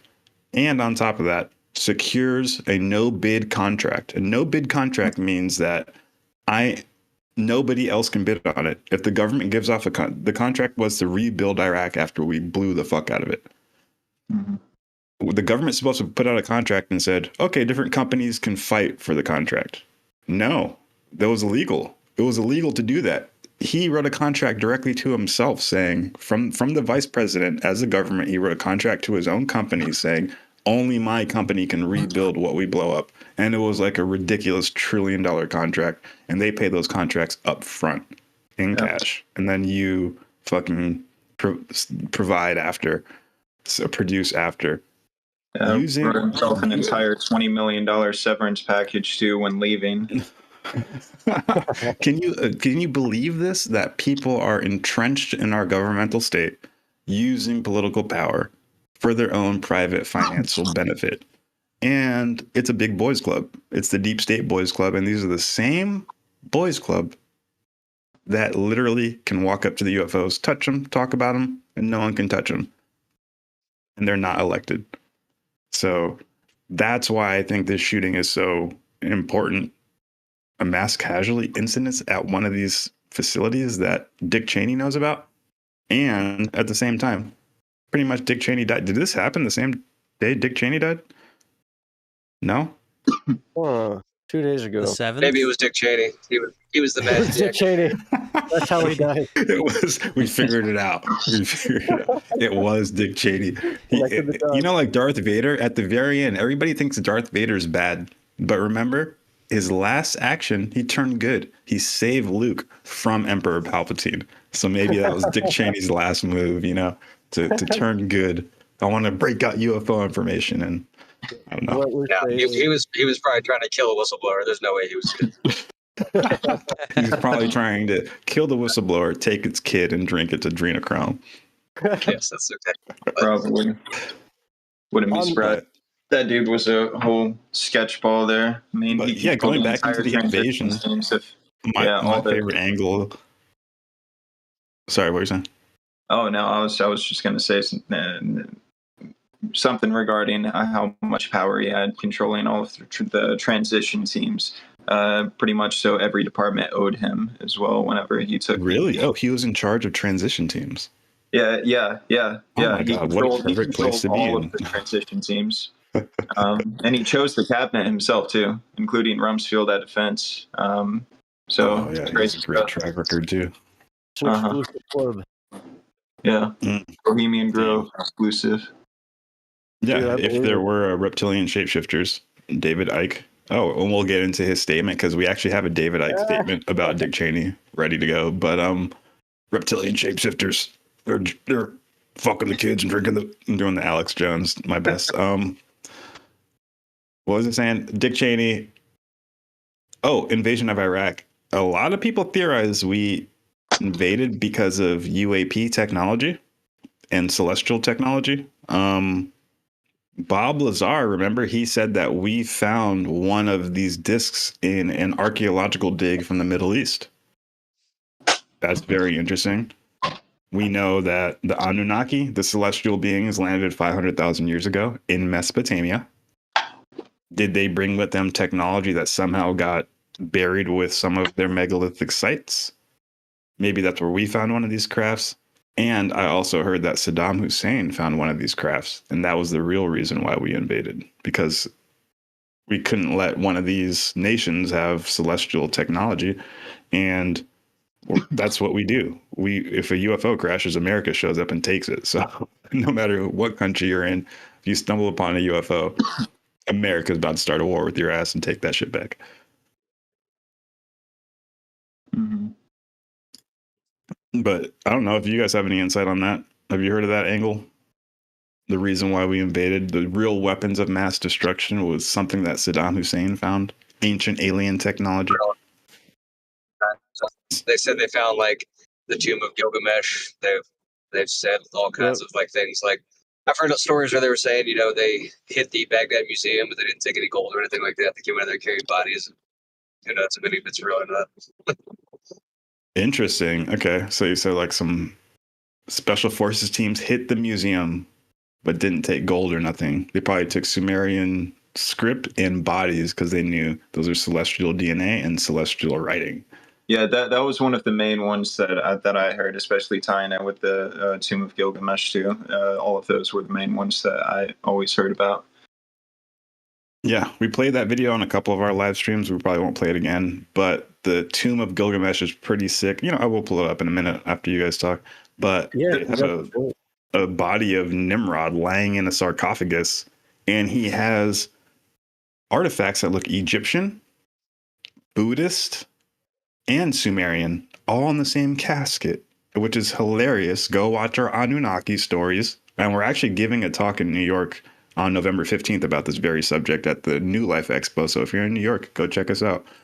The link will be in the description. It's all about how the celestials who landed in Mesopotamia actually migrated from Mesopotamia and created the Egyptian ancestry, the Tibetan ancestry, and the Hindu ancestry. And that's why when we look at this video, you'll see artifacts that resemble all of those artistic styles. So it further shows that all of these cultures stem from a proto-race, and that this Nimrod or Gilgamesh body we found was buried at the time before the migration. So it's really cool. Yeah, I got to say, Saddam Hussein was a weird character. He was very eccentric. he was. That's how he comes in. He was into the occult, and he was trying to rebuild the city of Babylon. I don't know what he was up to, but I mean, here you can see an ancient Babylonian. Where'd he go? An ancient Babylonian relief with his face on it. There's so much interesting stuff going on around there. Yeah, if you go to the ancient Babylonian city, the gate of Nebuchadnezzar, they found an ancient inscription that said, "This is the palace of Nebuchadnezzar, son of God." And then when Saddam Hussein uncovered it, he engraved his own name underneath it and then said, "Also the son of Nebuchadnezzar, Saddam Hussein, son of God." And he added his own thing to it.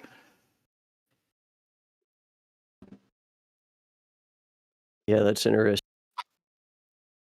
Yeah, we should definitely look at the Gilgamesh, the tomb video. D-Bake, are you pulling that up? Yep, just found it.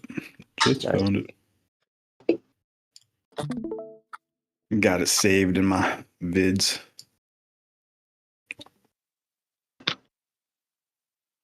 Okay, so this is supposedly a video that came out by an archaeologist that stumbled upon this. And I think 8 months later or 9 months later, we invaded Iraq.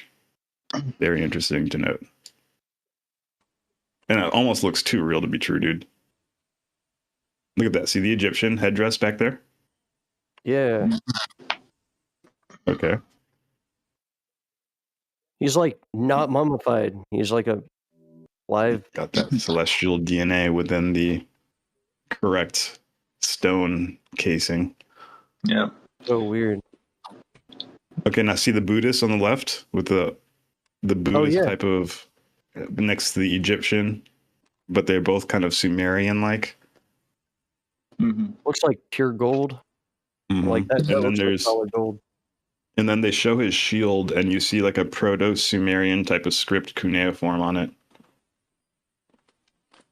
Got a crown. And then that headdress looks crazy.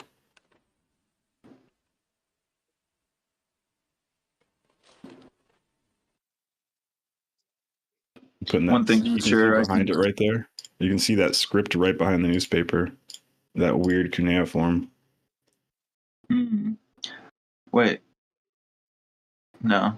Hang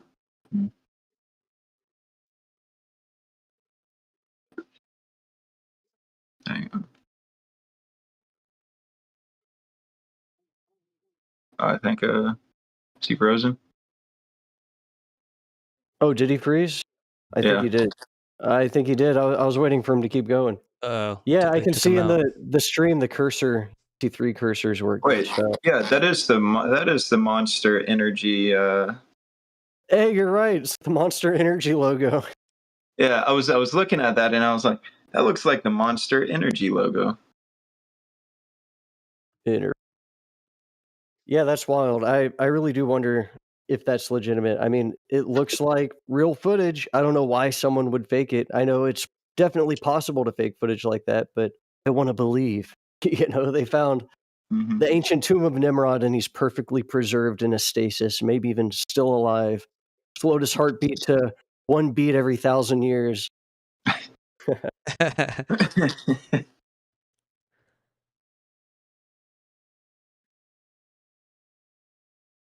Well, shoot. They got to him. They got to him. He said too much. To shut the stream down. All right, let me go and get my rifle. I'll see you outside. All right. Gonna have to bust him out. Coming for you, Dedrick. Yeah, my Wi-Fi went out for a second. I'm on my phone, but okay. You saw the video, right? I'll put the link in the chat if you want to keep going over it. Nice. Yeah. It's so fascinating to think that ancient Nimrod could have been perfectly preserved like that. And I suppose, Taylor, since you got my screen up, I could jump to this. What I believe D-Bake was going to pull up from a very reliable news source, David Icke. He's only like 70% schizophrenic. He posted an article about the death of Dick Cheney. He says, "So Dick Cheney is dead. I have tracked his evil doings for 3 decades, from his neocon war on terror to his horrific brutality against mind-controlled women and children, with his sidekick, Father George Bush." And he just posts an image here. The man was a mass killer, skilled occultist in the dark arts, and super servant to the global cult and the non-human gods he so worshipped and obeyed. Psychopath doesn't even begin to describe the man. Well, he's back with his demonic masters in the lower reaches of the astral dimension now, the place where the evildoers of the cult all end up. He thought he was so powerful and such a winner, but like all of them, he was really a monumental loser. Was it worth it, Dick? Some harsh words from David Icke. It's even more unhinged than I was prepared for, but it's interesting. David Icke's got some crazy theories. I mean, he even claimed he was Jesus Christ early on, but I believe everything you just said about Dick Cheney right there. He might not have been right about the reptilians, but he might have been right about that. Okay, my research has paid off. Sorry, I've been kind of absent here, but I found a little tidbit here. So let me share my screen for y'all here. This is about Gilgamesh and somebody requesting using FOIA requesting info about the Gilgamesh tomb unveiling and if it was covered up. Interesting. Yeah, so what's up with that? What I found here was a YouTube video that that said, WikiLeaks just declassified a document. We leaked proof they covered up the tomb of Gilgamesh. And and so I didn't watch this video fully yet, but I did kind of search this term, and I'm kind of running in circles here, but then I'm looking here, I used DuckDuckGo, and I found one website that's trying to like I guess some people were saying that Hillary Clinton was requesting Gilgamesh and Nephilim documents. Interesting. But what's actually, I guess, happening here, I found this. I did give the link, which the publicly available FOIA logs of the State Department. So I guess you can get the logs from the State Department, which is what I'm looking at right here. So this is from 2019, and in the logs of the FOIA logs, which anyone can request these logs, or request FOIA, you do have this F 2019-02-1110 where this Denitra Senegar is requesting documents pertaining to the resurrection chamber of Gilgamesh, the location of his body, and the location of the buried Nephilim. Whoa. So that's a request coming in from the public or from the State Department? Okay. No, from the public, and it says the request was closed. But now I want to know, like, did Denitra get the documents? What did she get? What did she get back? Denitra? Yeah. Right. Who is Denitra? Why is she asking? Was she on this team? So I don't know. I mean, Denitra Senegar Gilgamesh. Watch her be like an unknown whistleblower. While you're looking that up, some background information where I left off, you do notice he does have this guy in the tomb looks kind of Indian, has some Indian features. Yeah. We do know that, like I said, the Mesopotamians or the Proto-Sumerians, they did move to northern India. They used the swastika. That's why the Nazis took the swastika logo, because they wanted to connect themselves with the Aryans. Sumerian, if you take away Sum, you get Aryan. Iran literally means the land of the Aryans. Idyan. They went north to India. They also went to Tibet to create the Tibetan. They helped all the Egyptians would hire Sumerians for the administrative to teach them how to administer. So it just shows you through its features with kind of like the Middle Eastern, also Caucasian, also Indian features. They weren't blonde hair, blue eyed people, but Hitler for some reason wanted to connect his people to these people. The Aryans weren't blonde hair, blue eyed people, but they were celestials. That is all deeply fascinating. Yeah, and the Aryans were highly mixed. Yeah, I definitely don't believe the original Aryans had blonde hair and blue eyes, but see, look at that Egyptian right next to Sanskrit, Tibetan, Buddhist iconography. In the back, you get something. I don't really know what that looks like. Right next to the cuneiform, like. And what's up does the resurrection chamber? Notice how that's a FOIA request. Does that have something to do with his body being in such good condition? Like, you know. Like, what is this? And then we invaded Iraq.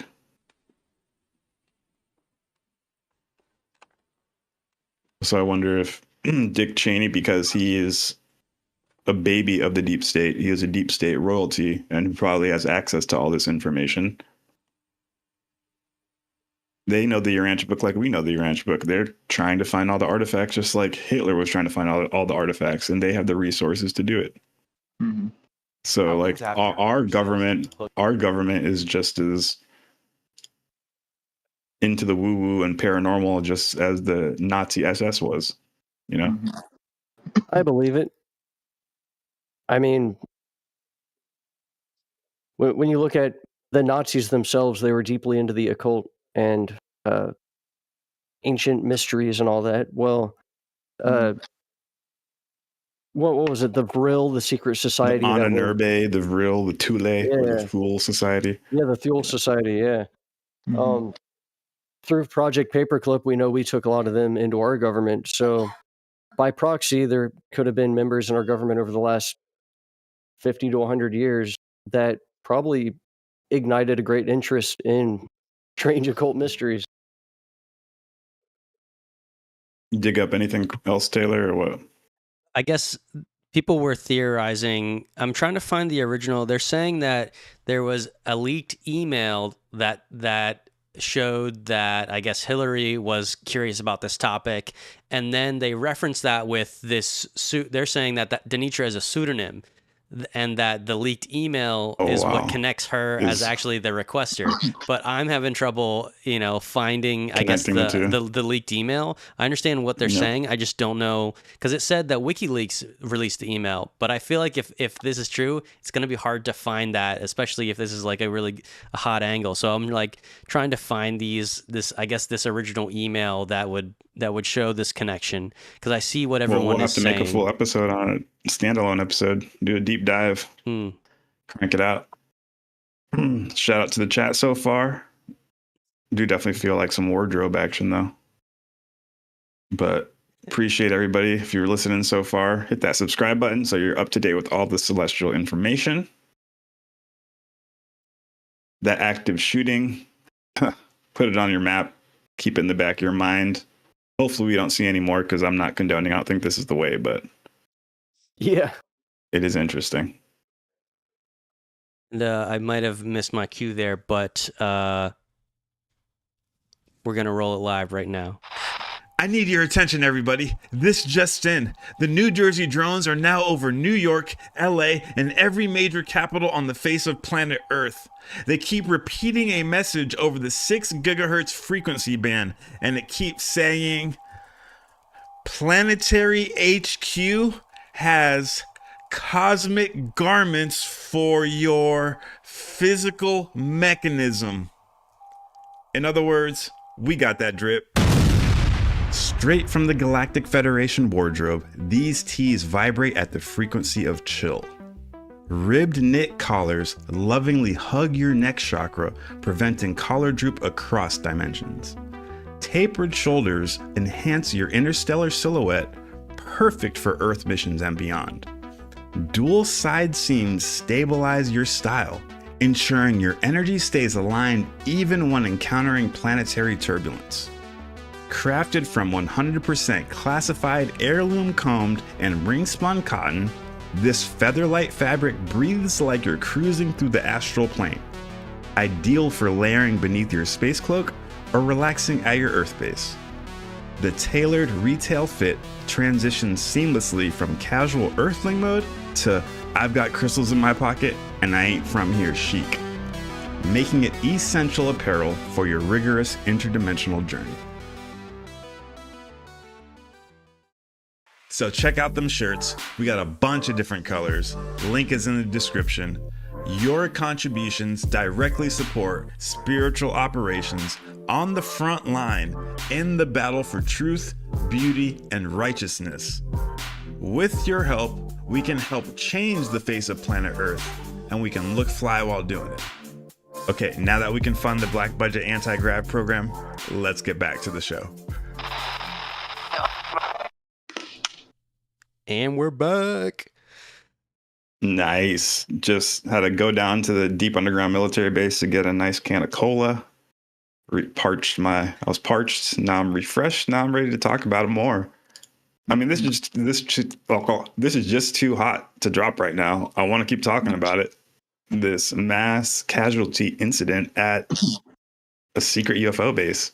Lockheed Martin, one of the OGs for the legacy UFO programs, had a serious incident 2 days ago. We just listened to the radio dispatch. Do you still have that up, Taylor? I did close it, but we got the link in the chat. Okay. I can pull it back up. Cool. Yeah, we were listening to some radio dispatch. We'll pull it up for the people right now. We went over not the full dispatch because there's a lot of logs, but we kind of did a deep dive in the transcript in the beginning of the stream. So if you missed that, go check it out. We're going to go dive into it a little bit more here now. We did take a little side note. We wanted to talk about the death of Dick Cheney and 3-Eye Atlas, so I hope you guys enjoyed that. Shout out to Dick Cheney. I hope you learn your lesson in the afterlife. The fucking Borg. But we're going to go back into this little active shooter. Not active shooter. It happened 2 days ago, but it was an active shooting. Very, very, very, because, we talk about UFOs on this channel a lot. And it really starts stimulating our mind. Are we going to start seeing more of this? Is this an inside job? Obviously, if it was a false flag that really wanted people's attention, it would be all over the news. But it's not all over the news, so it might lend credence onto it might actually being a real incident. We're going to dive into a little bit of the actual dispatch audio right here. Absolutely, and let me just make sure the audio is all set here. So yeah, we played a little bit of this before, but we didn't really go through all of it. I'll kind of play it to reiterate for the new viewers coming in to understand, I guess, what our source here is. Because I think, as D-Bake mentioned, there's like very little reports. We literally found like one blog talking about this, and it was totally like misdirection, meaning in the title it like said something that they didn't even really explain on how they verified it or what their source was. So we got the sources here on Planetary HQ. Let's play some of this audio. LA into 93 is on scene at 1011 Lockheed Way, building 660. We have a large industrial complex, Lockheed, Plant 42, with reports of active shooter, the northwest corner, building 660. Have my first initial units go ahead and come on in to gate 12. Is that building 660? Let's see if I can find that. LA into 93, did you copy my traffic?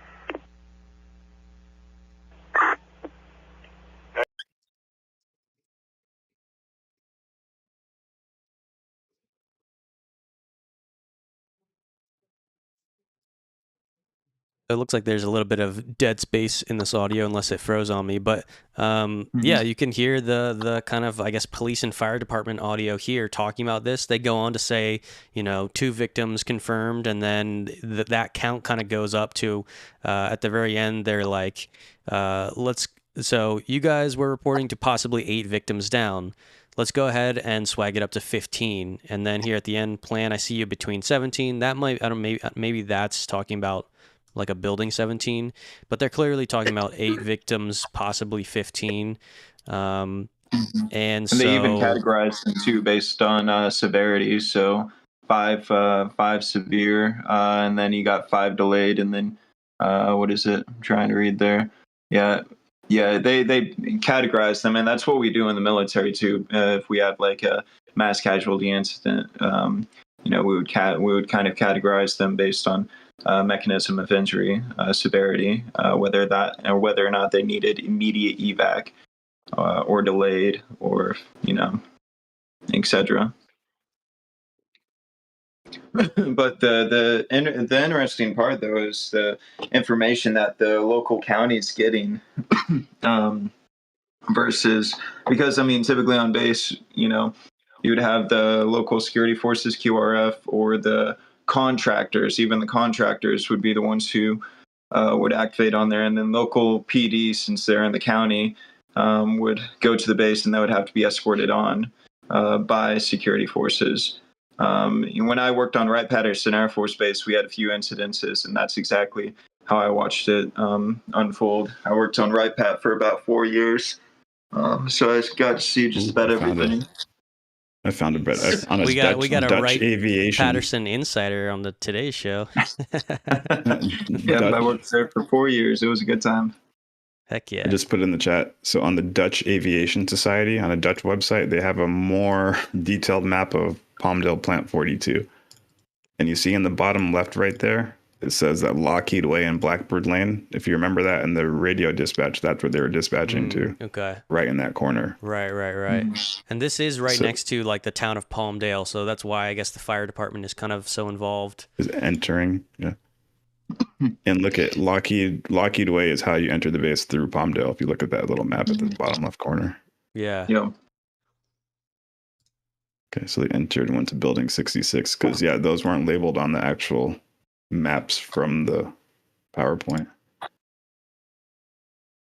Interesting. It's getting deeper. Just trying to get deeper for the chat. Yeah, and I was just I was searching DuckDuckGo this time to see if there's any other news possibly coming out, and it's still like very, very low here amount of it's literally only this thing, and this is what we Our covered. channel's coming up. Yeah, Planetary HQ. So this was the article that we found, everyone, and it, like I said, there's like, was that our live stream? No, it wasn't ours. Yep. Oh, are you sure? Oh, it is. Look at the first one. Check it out. Check it out. That's what I'm saying. Look at this in the chat. So Lockheed, I searched it on DuckDuckGo, and we got We're the top video there. Our live stream. I didn't. You're right. I didn't catch that. But yeah, there's like no reporting on this, and the only one is like this like fast-paced, maybe like AI blog system that this is like it's not like a real news agency. But see the headline, they say training exercise mistaken for shooting at Air Force Plant 42. But then when you actually read it, they're saying update. Officials confirmed there was no active threat and said earlier reports of a shooting were linked to a scheduled training exercise. But they don't go on to give any sources about when was this update, which officials confirmed there was no active threat, right? And then kind of here, here's the original story, I guess, where they're reporting about the initial like the two, I guess, injuries. And then here at the top, they're saying update, officials confirmed. But again, like they're not giving any sources here. So it's just an example.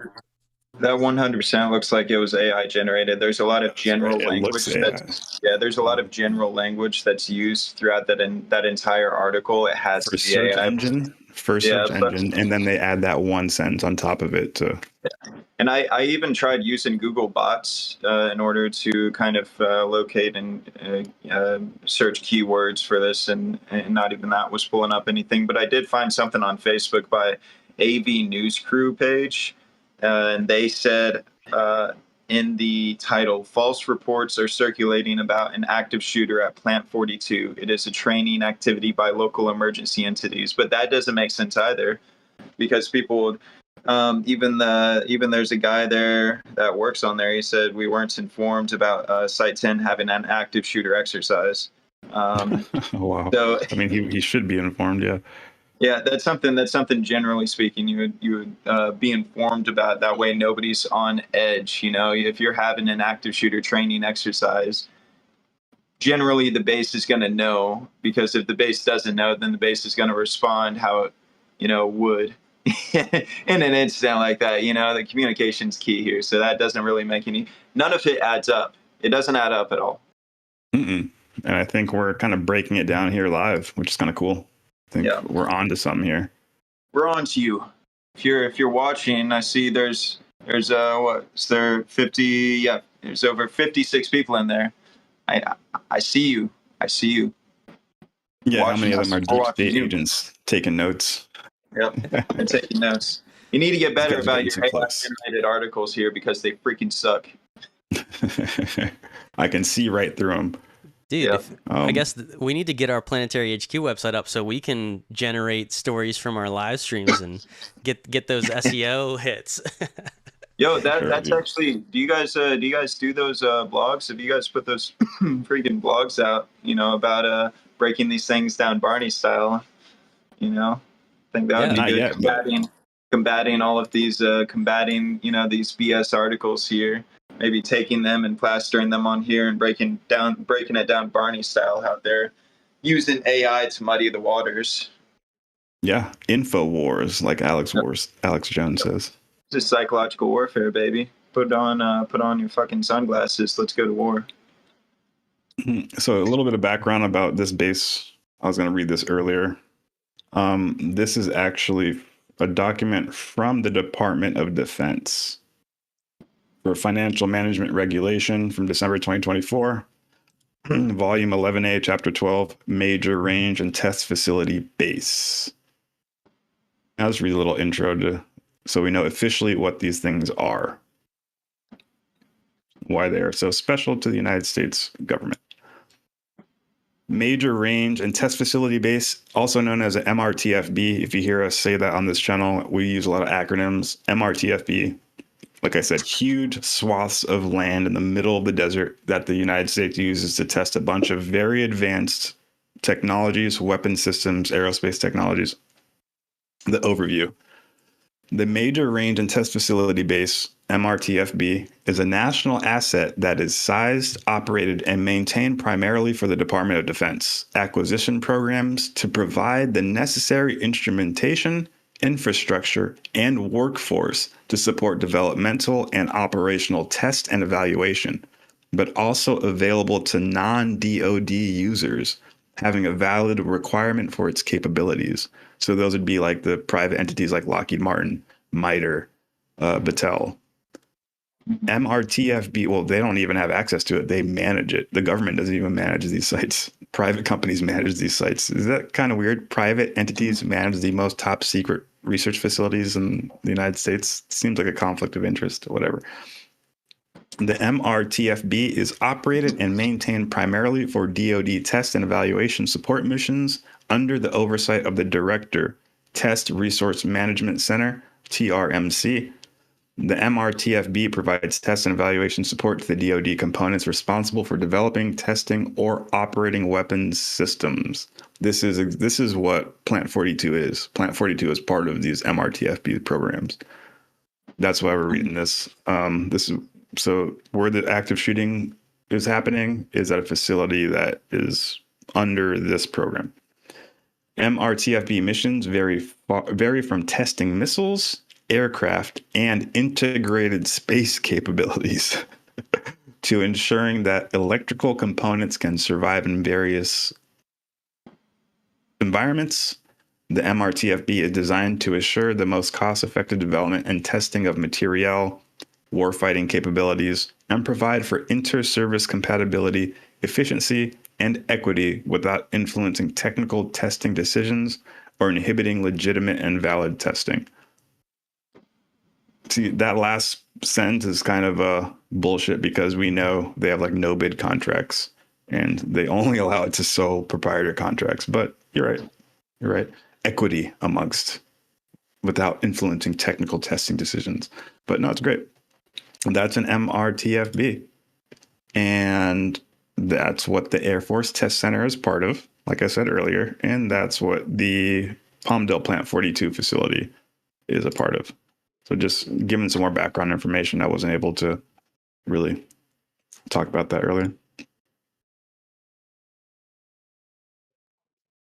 Industrial complexes. I mean, I even got a little bit more. Fuck it. And again, this is an internal release for specifically Air Force Plant 42, written by John J.B. Esch, highly decorated, very in tune with the UFO legacy programs. Here's his picture from Nellis Air Force Base. We read a little bit earlier today, but I wanted to actually go down to his creds, see what he actually did for a living, different positions he held, because this is a deep state guy. He's seen the UFOs. He is the current director of the NTTR, the huge Nevada test training range. July 2020 to current. He's the present vice director of the NTTR. Sorry, not the director, he's the vice director. Before that, he was the director of the 412th Training Wing operating location in Plant 42, Palmdale, California. And when he was there, that's when he wrote this little PowerPoint. And you can see at the top up there, it says 412 Test Ring for the U.S. Air Force. So he made this PowerPoint. And what's funny is, like we said before, he even put a little alien picture with aliens with a green arrow pointing to Plant 42 HQ. That's funny. What's funny is it probably isn't at the HQ. That's probably where command is, where they have coffee and do the scheduling and all that shit. So that might be a distractor, where the UFOs are actually probably isn't where the green arrow is. Or it is, and it's a sort of reverse psychology. They tell you exactly where it is because they're going to be like, oh, they're never going to look here because it's exactly where we pointed to it. Yeah. I see they got some crop circles there on the right. Yeah, communicating with the Space Brothers. NASA has its own plant. Lockheed Martin has its own too, right? There's a plant right there, and it has Site 2 for its own Lockheed Martin. Site 1, Boeing, and then 3 and 4 for Northrop Grumman. Very interesting. It shows all their other complexes right here. So AFP 42 right there in California, that blue star. There's Air Force Plant 70, Plant 44, 4. There's a bunch of different plants. I guarantee you, if you focused on all these, and Evandale, yep, that's connected to the legacy programs for sure. So yeah, if we focused on all these, we'd probably start pulling some information. So if you're in the chat and watching this and want to help us, just like UAP GERB is helping the planet, do some deep dives. Combined capacity is 8,500 acres, over 18 million square feet of buildings. Wow.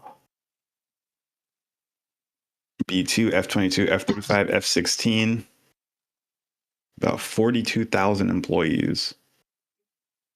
Damn, that's wild. Is that total altogether? Well, they were made in 1935 as the 95th Pursuit SQ airstrip, turned to the Palmdale Army Airfield. U.S. Air Force purchased it in 1951. They started developing the SR-71 in 1963. My favorite. Yep, fucking legendary plane. 1976, they created the B-1. 58, the F-104 Starfighter, right? 1989, the F-117, the Nighthawk, the stealth fighter, which I believe to be a cover-up for the TR-3B. Byfield Brown. She meant the Byfield Brown effect. Shout out to Jesse Michaels. Again, we like 1991, the B-2. A version of anti-grav, a small version in order to help it, I guess, what is it? Electrostatically, like, cut through the air better by charging the wings with an electric charge. Yeah, I think it's like it's like inertial dampening. It reduces the inertia or the drag that's on the actual wing. So they charge the leading edge of the wing with a positive electric charge, and then the tail end of the wing with a negative electric charge, and it creates like an electric flow gradient over the wing. And I guess it reduces mass, quote unquote, of the actual entire vehicle by like a couple percentage, 2, 3, 4%. But in the long run, that helps you get farther. You use less fuel. You essentially create your own electrostatic wave that you're riding through in space and time. Mm-hmm. And Jesse Michaels is a pioneer in bringing this information to light. And apparently they use this technology in the TR-3B, but also the F-117 and the B-2 were tested to see what technology they could pull from anti-grav like the TR-3B and apply it to conventional aircraft to see if we could start applying those exotic materials to conventional airframes. And that's when we get these. So these weren't even the tip of the spear. These were just collabs to see if we can pull UFO technology, use them on conventional airframes. And then when these are flying and people see the TR-3B, they can go, no, that wasn't a TR-3B. That was an F-117, or that was a B-2. You just saw a B-2. So very interesting. And now it says from 2010 to 2013, it says X something and X-47B. And yeah, that's now currently in service, the X-47B. So it's crazy to think about the fastest aircraft that we have in existence. The SR-71 was created like several decades ago. So one can only imagine how much like technology, like I wouldn't be surprised if a lot of the UAPs out there. We got Adam. What's that? Adam just hopped in the chat. Adam goes, I was a subcontractor for Raytheon Australia when they built the underground facility under Pine Gap in Australia. That's hot. If you have any more information for that, join the Discord. Our link is on the channel page. We'd like to hear more about that. You got some insider information. You don't put all your details online. We won't dox you or nothing, but we'd love to hear your story, brother. Shout out to everybody watching. If you like what we're talking about, don't forget to hit that subscribe button so you are up to date with all the celestial broadcasts and the planetary broadcasts. We go live every Sunday, and we're dropping videos throughout the week on all of the UFO, secret, anti-grav, and even biological lineage of the human race. Because, reality is a lot more mysterious than what you think it is, and you are a lot more than what you think you are. So I hope you guys are enjoying the show so far. I know we are a little bit everywhere right now, but no, we're just having fun. The viewer count's going up. We're at 78. So I wanted to pull in a little connective story here. This is only from last year, and this is an article, I guess, by TWZ, not to be confused with TMZ, unless somehow they are related. But it's called "Palmsdale UFO Scare Leads to Revelations About Mystery Drone Incursions Over Secretive Plant 42." Okay. So this kind of now somehow this thing connects with New Jersey drones. So I don't know, something about the whole UFO and secret technology and this whole drone crisis is sort of like escalating. And 3i Atlas too, that's why this stream kind of combines all these things together. It's all very related. But yeah, I guess this is an interesting article talking about the UAS incursions. The drones is what they call UAS over Plant 42. And the response was imposing a no-fly zone for drones with a larger radius. But I guess this story, I don't know. I heard them talking about this in Congress in some of the latest UAP hearings, because they were basically just sort of ripping on the fact that even over Langley Air Force, even over Langley's, the Central Intelligence Agency headquarters, there was drone incursions that they never reported an official answer to, and so Congress was pointing that out. And this also came up during the New Jersey drones thing, right? When everyone's wondering about a bunch of orbs, what orbs versus, military aircraft. And then you get the president saying before he's sworn into office that he's going to release info on this. And then when he gets into office, he releases like 2 or 3 small statements that basically end up saying, oh, my guys told me that it's authorized activity from us. And our hypothesis, though, was that that's a bit of a white lie, where it's true that there's authorized drone activity from the U.S. military, but the reasoning for why that was authorized to put up a bunch of drones over New Jersey, that's what they're not telling you. And that reason, our proposal was that orbs versus drones, right? There was potential UAP unknown activity in that area, like I remember one of the most interesting reports was a Coast Guard saying they were watching like 15 like orbs or lights like coming out of the ocean, and they sort of followed them and saw that. That was a big kind of interesting sighting. Yeah, like the New Jersey Coast Guard and the sheriff. Yeah, they were witnessing, and their boats were getting buzzed by orbs. Yeah. Do you guys also remember the train incident? I had the intel briefing, and one of my chats I was in talked about stolen nuclear type. Yes. And there are 2 things there. So of course there's the one side of it where you have the government using drones to try to locate the stolen material, and then you have the other side of it, which talks about how UAPs are attracted to nuclear materials. So you got 2 different things there. So I think both things could be true at the same time. But yeah, it's intriguing. No, very intriguing. And that ties us back to, the early 1940s testing these atomic bombs, and tying it back to the NTTR and the MRTFBs. When we were setting off these nuclear bombs in the middle of these huge training centers, we noticed the UFOs would start appearing. If you look at Operation Bluegill Triple Prime and part of the Operation Starfish Prime nuclear test series we did in the Bahamas, there's video, you can see archive video footage where we set off an atmospheric nuclear bomb and a UAP falls. We hit it and it falls into the ocean. Then you can see ship records of us dispatching a naval ship and picking up foreign unclassified nuclear material and it getting transferred to one of these, I think Battelle Memorial Institute or one of those FFRDCs. So yeah, just like what you're saying, these orbs, they like to appear, these UAP like to appear around nuclear explosions. And it seems like they're attracted to it. I don't know if they want it for food or like fuel for their ship, or if they're trying to prevent us from nuking ourselves, or they're just observing. I don't know. It could be either of them. Yeah, we got that. Yeah, we got 2 comments here with Visible saying, I live in Jersey. I witnessed orbs and what looked like a portal open, which was later dismissed as Starlink, then Crash Bandicooter.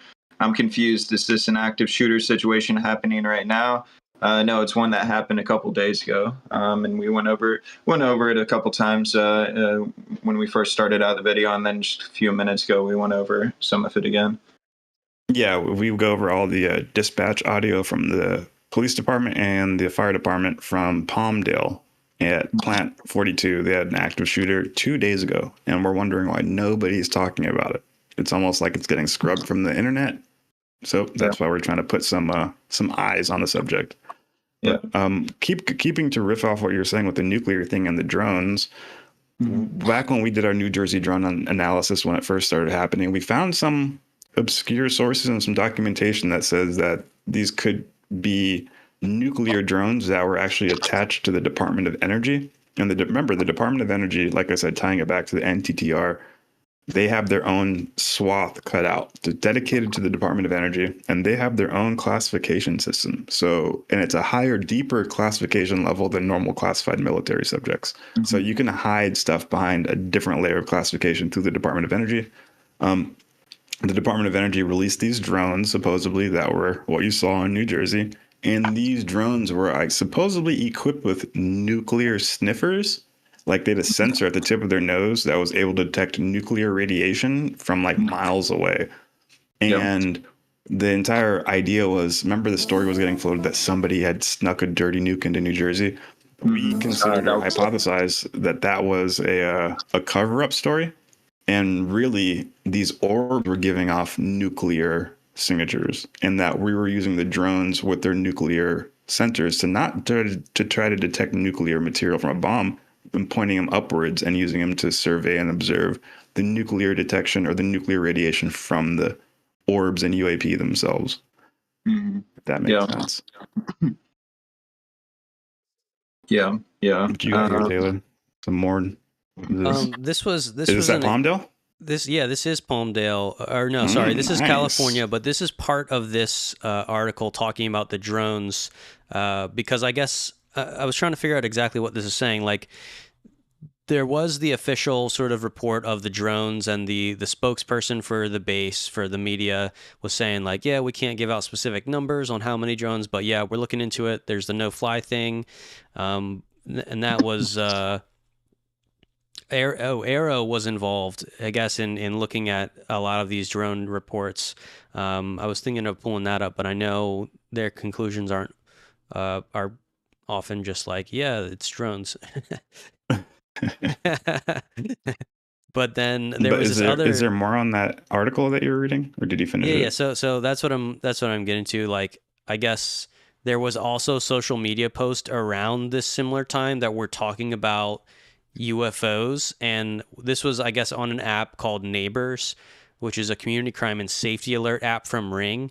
And so there was, I guess, a couple reports that have been screenshotted here of these comments in this Neighbors app of people seeing, UFOs, right? Me and my daughter were hanging out in the backyard. We both thought we saw a shooting star falling, but it stopped abruptly and zigzagged going north. Did anyone else see this? Basically is what they're asking. And then someone else is like, yo guys, I just saw, sorry, you guys, I'm dramatizing it. Yo guys, I saw a UFO. I was walking my dog in my backyard and saw a bright light up in the sky. At first I was like, OMG, what a cool plane that Northrop assembled. But to my dismay, it was a hovercraft. Please tell me I'm not the only one who saw. I love that. It was a hovercraft. That's what we're all thinking, right? What a cool UFO that Lockheed Martin has made. And she's like, little what a do cool we know. Northrop. Little do we know how they figured out how to make it. And then this third one, I was intrigued by the first neighbor who posted he saw a UFO from his yard. So my mom and I went out to ours to see if we'd see anything. They were too far for me to confidently say they were flying saucers, but did anyone else see multiple? We counted 6 after being out there for about 10 minutes. So this is why the article is called Palmdale UFO Scare Leads to Revelations About Mystery Drone Incursions. So there was that thing on Neighbors, and then it also sort of coincides with the mystery drones, which the Plant 42 base itself was acknowledging that was over the base. So, make the connection here. The people are calling these UFOs, but then the base reports them as drones. And we saw this in New Jersey drones as well. This is their new terminology, drones. They don't want to call them UAP. There's so much wild stuff going on in UAP land with what Congress is interviewing about, and they're talking about NHI, all these terms. Like, no way in hell is the government going to report tons of UFO sightings as UAP, right? It's drones. It's unknown drones, right? That's what they're going to pitch it as.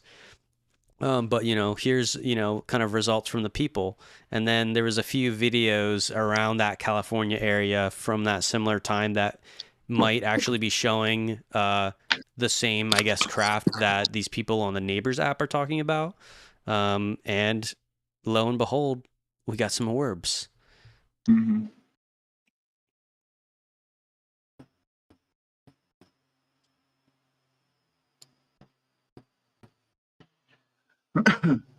Got another comment here by Michael Farley. It's interesting what side you think they would be participating cover up because not long ago once I did get brought into open conversation. Yeah, I'm just looking at more of these dispatch audio transcripts. The GSW at Lockheed Plant 42 gunshot wound. Mm-hmm. That was reported at. That's the 11/11 report. We went over that. So already discrepancies. Yeah, that article said it happened a lot later when it happened a lot earlier.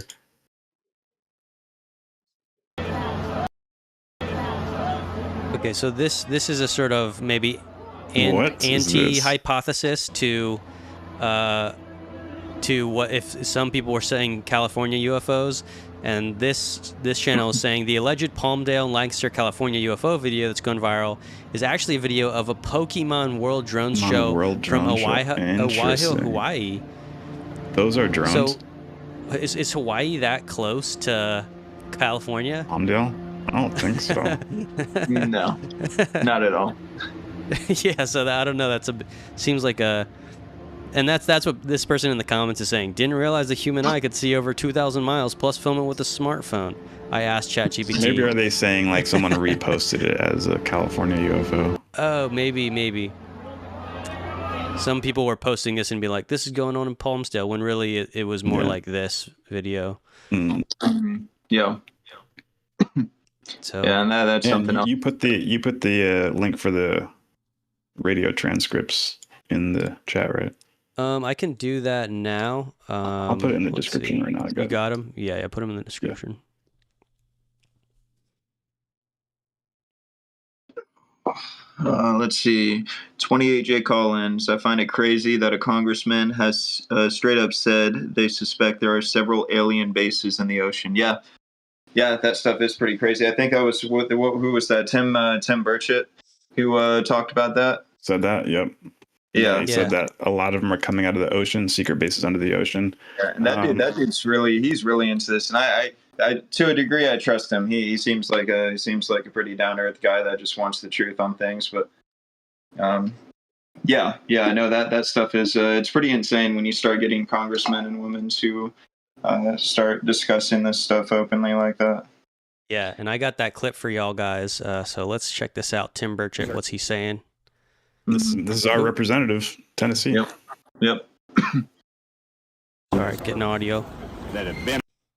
Oh, that sounds so it's blasted out. And What if these are entities that are here on this earth, that have been on this earth, that for who knows how long, and that we, we think they're coming in from way out. Maybe they did millennia ago, but they're here and they're in these deep water areas, and that's why. I mean, like we say, we know more about the face of the moon than we do what's going on there. Now, we have a higher propensity of sightings around these 5 or 6, I believe, deep water areas. And so, to me, it just it creates a question there. And then when we have naval personnel telling me that we have these sightings and that there's these underwater craft they're chasing that are doing hundreds of miles an hour, and the best we've got is something that does maybe just a little under 40 miles an hour. So I got a lot of questions about that stuff. What if these are? Yeah, there's Tim Burchett going deep, and you know I have to wonder like what has he like? Obviously, we talked about what was it, the UFO production facility underwater thing, like that came up in the past year. 4chan whistleblower. Right, like this is notice how these themes kind of pop up in the zeitgeist, and it's interesting to see like. Now, in this case, he's not saying that like somebody told him this is what's happening, but I guess we're starting to wonder like, is behind the scenes these congressmen and women are actually doing interviews, trying to in these skiff settings, trying to get to the bottom of what David Grush sort of blasted them with, you know, in that hearing from a couple years ago. I guess that was already like, was that 2 or 3 years? Because 2 or 3 think that years was is probably like two. I think that was like 2 years ago. Yeah. But the frustrating part about it is, you know, how you have these contract organizations that aren't subjected to the same laws as the U.S. government or, you know, Freedom of Information Act or anything like that. They're not subjected to those same standards. So that's where everything gets tangled up. That's where all the red tape is. It's very frustrating. Yeah, we got to get past that, and hopefully Congress can put a spike in that door and pry it open, dude. Well, it's a slippery slope when you start doing that with private companies like that. But then there should be an aspect where you're able to, because these companies are directly working with the U.S. government. So I don't know. It gets into very gray waters there, sketchy waters. Gray water, sketchy waters. Good segue to bring it back to the water and this underwater unit. And talking Tim Burchett, I live in Tennessee, our representative, talking about UAP coming out of underwater bases. I got my screen shared right now. Again, shout out to UAP Gerb. Go check out his channel if you're subscribed to us and you don't know who that is. You're messing up. Go check it out. He has a cool video called U.S. Navy UFO Crash Retrieval Program. That's all about underwater retrieval. And I learned from that video that little did I know, there are secret intelligence agencies that not many people know about. This one is considered like above top secret, and it's called the National Underwater Reconnaissance Office. Everybody knows the National Reconnaissance Office, right? That's the people who took the MH370 video that we talk about, the NRO, and see all their mission patches. It's like a dragon, an octopus that's over the planet right here. Yeah. Weird symbology. So they're the ones who run all the satellites in space, but there's another one called the NURO, National Underwater Reconnaissance Office. It is the hidden younger brother of the NRO. The NRO was initiated in 1960 and developed as a common office for the United States Air Force and the CIA to manage satellite reconnaissance. The first revelation about NRO came in 1973, but its very existence wasn't declassified until 1992. According to Jeffrey T. Richardson, most often the Undersecretary of the Air Force served as a director of the NRO. NURO was initiated in 1969 and developed as a common office or liaison office for the U.S. Navy and the CIA. So the NRO was a liaison between the Air Force and the CIA, and NURO is a liaison between the Navy and the CIA. So water versus aerospace. NURO used special project submarines like the USS Seawolf and the USS Halibut and the USS Parsh deep inside the waters of the Soviet Union to put out listening devices, tap communication cables, monitor Soviet Navy bases, and record sound signatures of Soviet submarines. NURO is a little-known agency. Even its name has been secret, and its very existence was first revealed in 1998. This is important because the internet, literally, there's giant cables that go under the sea from Europe to America. There's huge transcontinental underwater cables. Okay. You can look up a map online of those things too, and it's fucking wild. Where they go. It's crazy. We have underwater submarines that like literally tap into other countries to retrieve all the data they're processing, and it's highly illegal, questionable, but we do it. And we also put listening devices at special parts around the ocean so that we can hear submarines from adversarial countries. This was actually made well known at a recent entity. What is it that what's that crappy private submarine that went down like last year and blew up with all the people aboard? You guys remember what that was called? I do not remember that one. They call it like the Ocean Gate. Come on. The Titan Titan. submersible. Yeah. The Titan submersible was that rich Yes. CEO, and he was known for building a submarine that was too weak. He knew it was too weak. Still brought people down and blew up.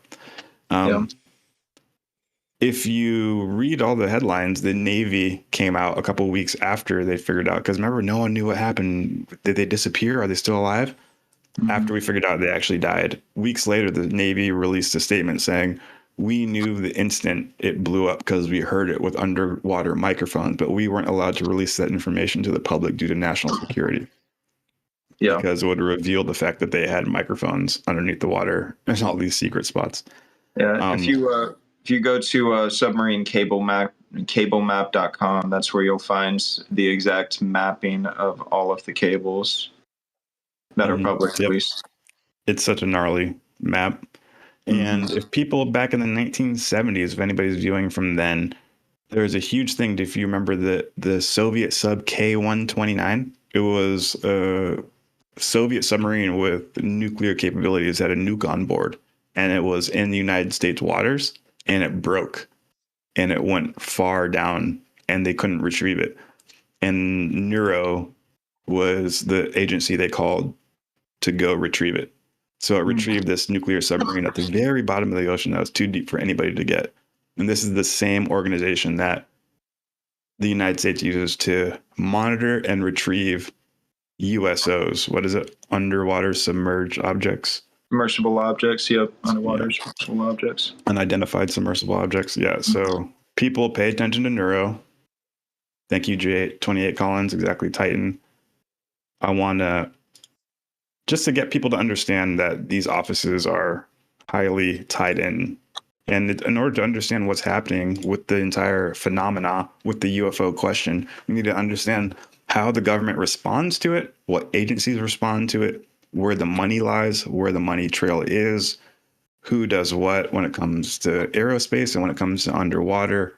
Because we can't just be like, yeah, UFOs are real. We need to know exact time of events, series of events, paper trail, where do the crafts go, what buildings, what space on the continental US, that kind of stuff. And that's why I'm just trying to get the information out. So Neuro, now you guys know something, another thing, the Neuro, National Underwater Reconnaissance Office. Yeah. Super, super secret organization that, Yeah. A lot of secret swirl stuff. There's not much that's actually publicly known, and much of what's publicly known is speculative too, so not really known. But yeah, I'm curious. I'm very curious about all that. Yeah, maybe we can keep doing some research on the topic and come out with the part 2. You guys got anything else about Atlas or Dick Cheney? Or even Palmdale? I don't know. Dick Cheney, he was definitely one of those deep state puppets. Although I'm curious about who he mentored to replace him. Once one head's cut off, another one appears, of course. So I'm curious about that. I'm gonna have to look into that. It's a good point. So, cut off a head, another one appears. That dude was cut through. Speak of the devil that we love, Avi Loeb. Did he just drop a paper 5 minutes ago? He just posted 5 minutes ago. He's trying to keep the stream alive, I guess. He's all right, exactly what we're doing right now. I mean, the numbers keep going up. Avi. Now we're at 107 people, and I put it out on my X account, and so maybe some people coming through here. Hit that thumbs up if y'all are enjoying the stream. The last time was what Green Braze reacted New Jersey drones and stuff. Or no, it was the anti-grav Tesla Cybertruck. That's the one that we saw this kind of numbers on. So, we're rolling with it. We're flying by the seat of our pants, everyone. And Avi is keeping the stream going with an article right now. So, the remarkable large-scale structure of anti-tail and tail jets from 3i Atlas. Anti-tail. I like it. Mm-hmm. That's what they used to call me in middle school before I got fly. Nigga ain't getting no tail. So what is he? So first I want to talk about, reiterate here. Avi's last, I think article here was talking about, maybe the second to last here was talking about how we got some new photos and analysis that talked about complex jet structures emanating from 3i Atlas after perihelion, right? And so basically the conclusion of this article was that in these photos and analysis, you can kind of see here, there's a couple different like light streams coming out of here. And they're like, okay, and it's happening on the front of the front of the ship / comet and on the back. And so there's two conclusions. One is that these are like patches of ice that are starting to gas off, which leads to it looking like a one small area, right? Kind of spurting out like a jet. And we see that gas cloud. That's what the light would be. That's why we're getting those sort of dispersion patterns. Or it could be thrusters on the ship, right? And the thrusters would support the hypothesis, or what we saw from like a couple weeks ago, where the craft displayed non-gravitational acceleration, meaning that the calculated trajectory, just based on how gravity would take it if it's a comet, they had that mapped out, right? But at this perihelion period, it actually shifted. It shifted position, and they said, okay, you know, we could expect if a lot of energy is coming at this comet, right? And if that's heating up and dispersing materials, that's what they're talking about, a gas cloud, because things is like burning off. That release of energy can actually kind of shift the process, right?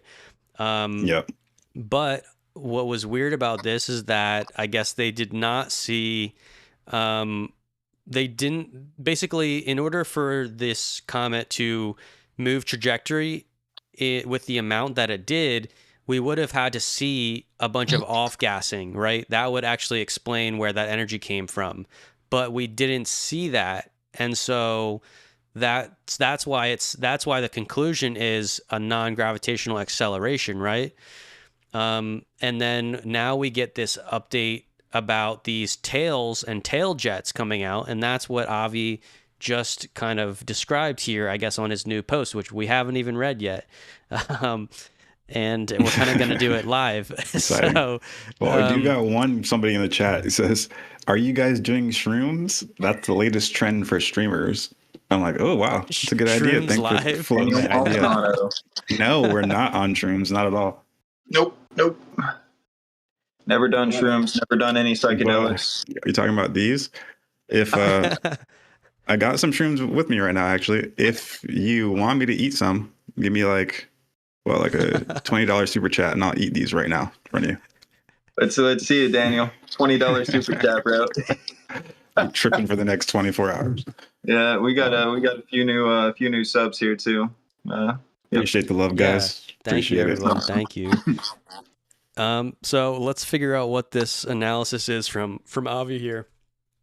Okay, so what's this image here? This is the you know, some of I guess the gas cloud, or you could say thruster cloud, which pick your poison here.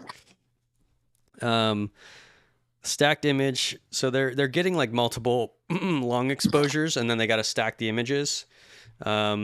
I do a little bit of astrophotography myself. I'm an amateur, but what you do actually is normally your eyes actually sort of collect light at like a certain frame rate, and they normally say it's at an average of about 24 frames per second. That's why films are filmed at 24 frames per second.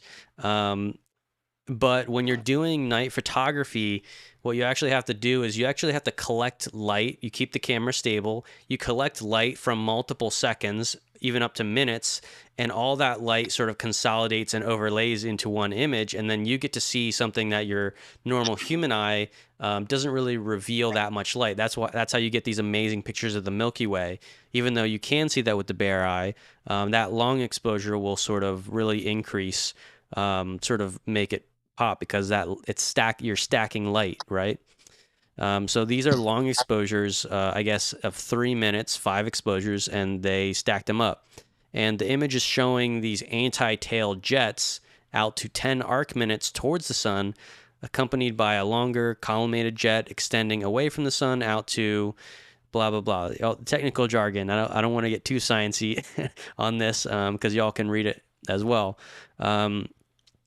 Okay, so this multi-jet structure constitutes a remarkable target for future observations, right? We want to know, why are these thrusters, aka ice jets, what is it exactly? We got to keep observing this. And I guess the point of its closest approach is December 19th is what they're predicting. Minimal distance will be 269 million kilometers, about 100 times larger than the extent of the jet structure in today's images. Oh, okay. So we're going to get this. It sounds like to me we're going to get 100x more close-up photo when it gets this close. So that's a decent amount. If we can't tell, if we still can't tell if it's a comet or a spaceship at that point, I think that's our last chance, because it's not going to get closer. It's only going to be, I guess, going past Earth, right? Mm-hmm. So this is the analysis talking about, like, how do we know? So if it's a natural comet, the outflow velocity of jets is expected to be 0.4 kilometers per second, of order the sound speed of gas at a distance of 3i Atlas from the sun. In order for the jets to extend over the observed scales, they should have been ejected for time scales of 3 months for the tail and 1 month for the anti-tail. Given that the anti-tail jets are only stopped... What's up? No, not that. I'm just you're just tracking, mumbling under my breath. Right.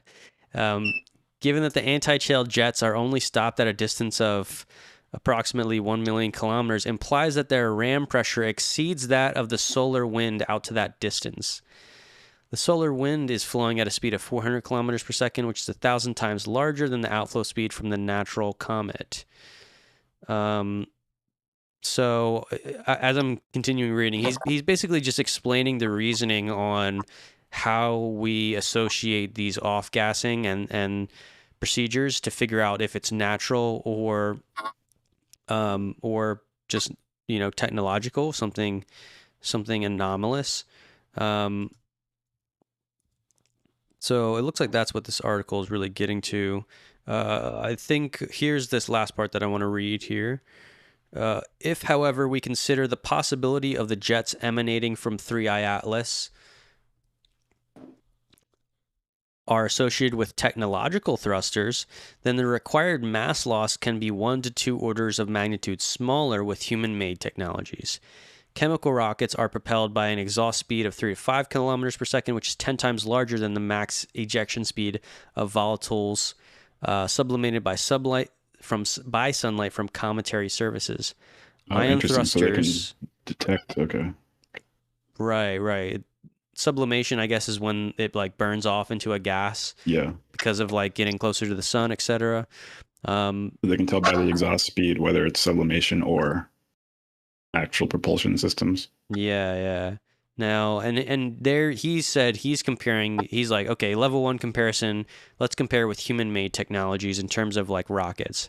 But then he's saying here, I guess, ion thrusters, which I think we use those on satellites and some NASA things. Ion thrusters reach an even higher ejection speed of 10 to 50 kilometers per second.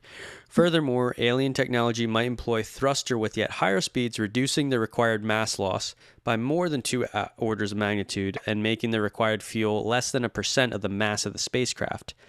Given these considerations, is 3i Atlas of natural or technological origin? Upcoming spectroscopic observations will allow us to determine the velocity, mass flux, and composition of its jets, and hence answer this foundational question. The foundation of pioneering scientific research is the humility to learn rather than the arrogance of expertise. Amen, brother. Killing it with that. Oh, the wise man. So Avi Loeb is your new guru. Get it in your head. He's the spiritual master show his now. Real picture. Show the real picture that he's known for. What is it? Is it? Do I just look it up? Illuminati picture. I got it. Put it in the chat right now. Uh-oh, here we go. I think that was at the World Economic Forum. And they all do that, the hands over the globe. Oh, for real? Okay. Yeah. It's the hidden hand. He might be one of them. I'm not sure though. Yeah. Star Tamer said if that's their debris, they got to be giants of a race.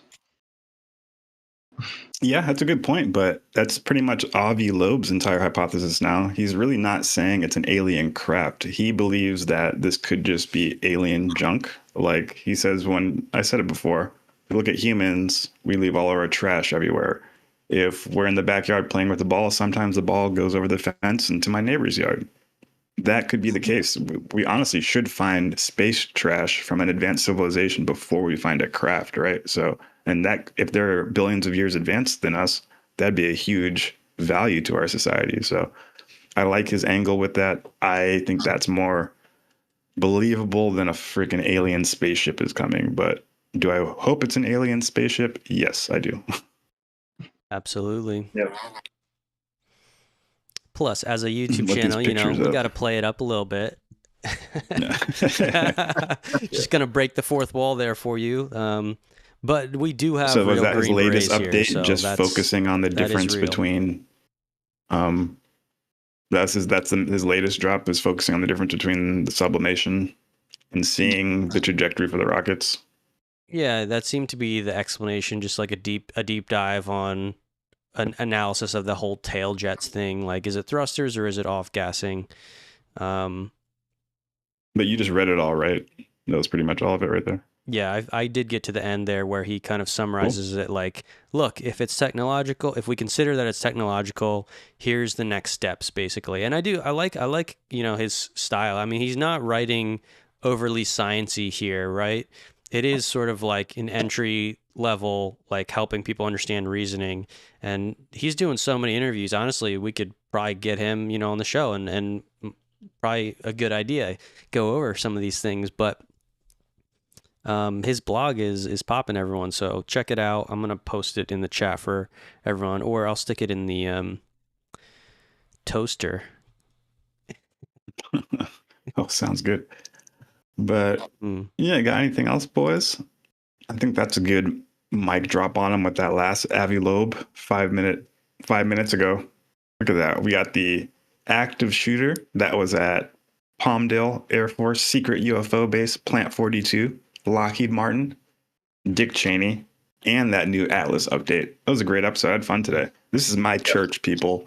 I don't go into the church and sing the ooh and eat the bread and stuff. This is how I do it now, you know, and I love Jesus. That's my boy right there. Mm-hmm. So I hope you guys enjoyed the show.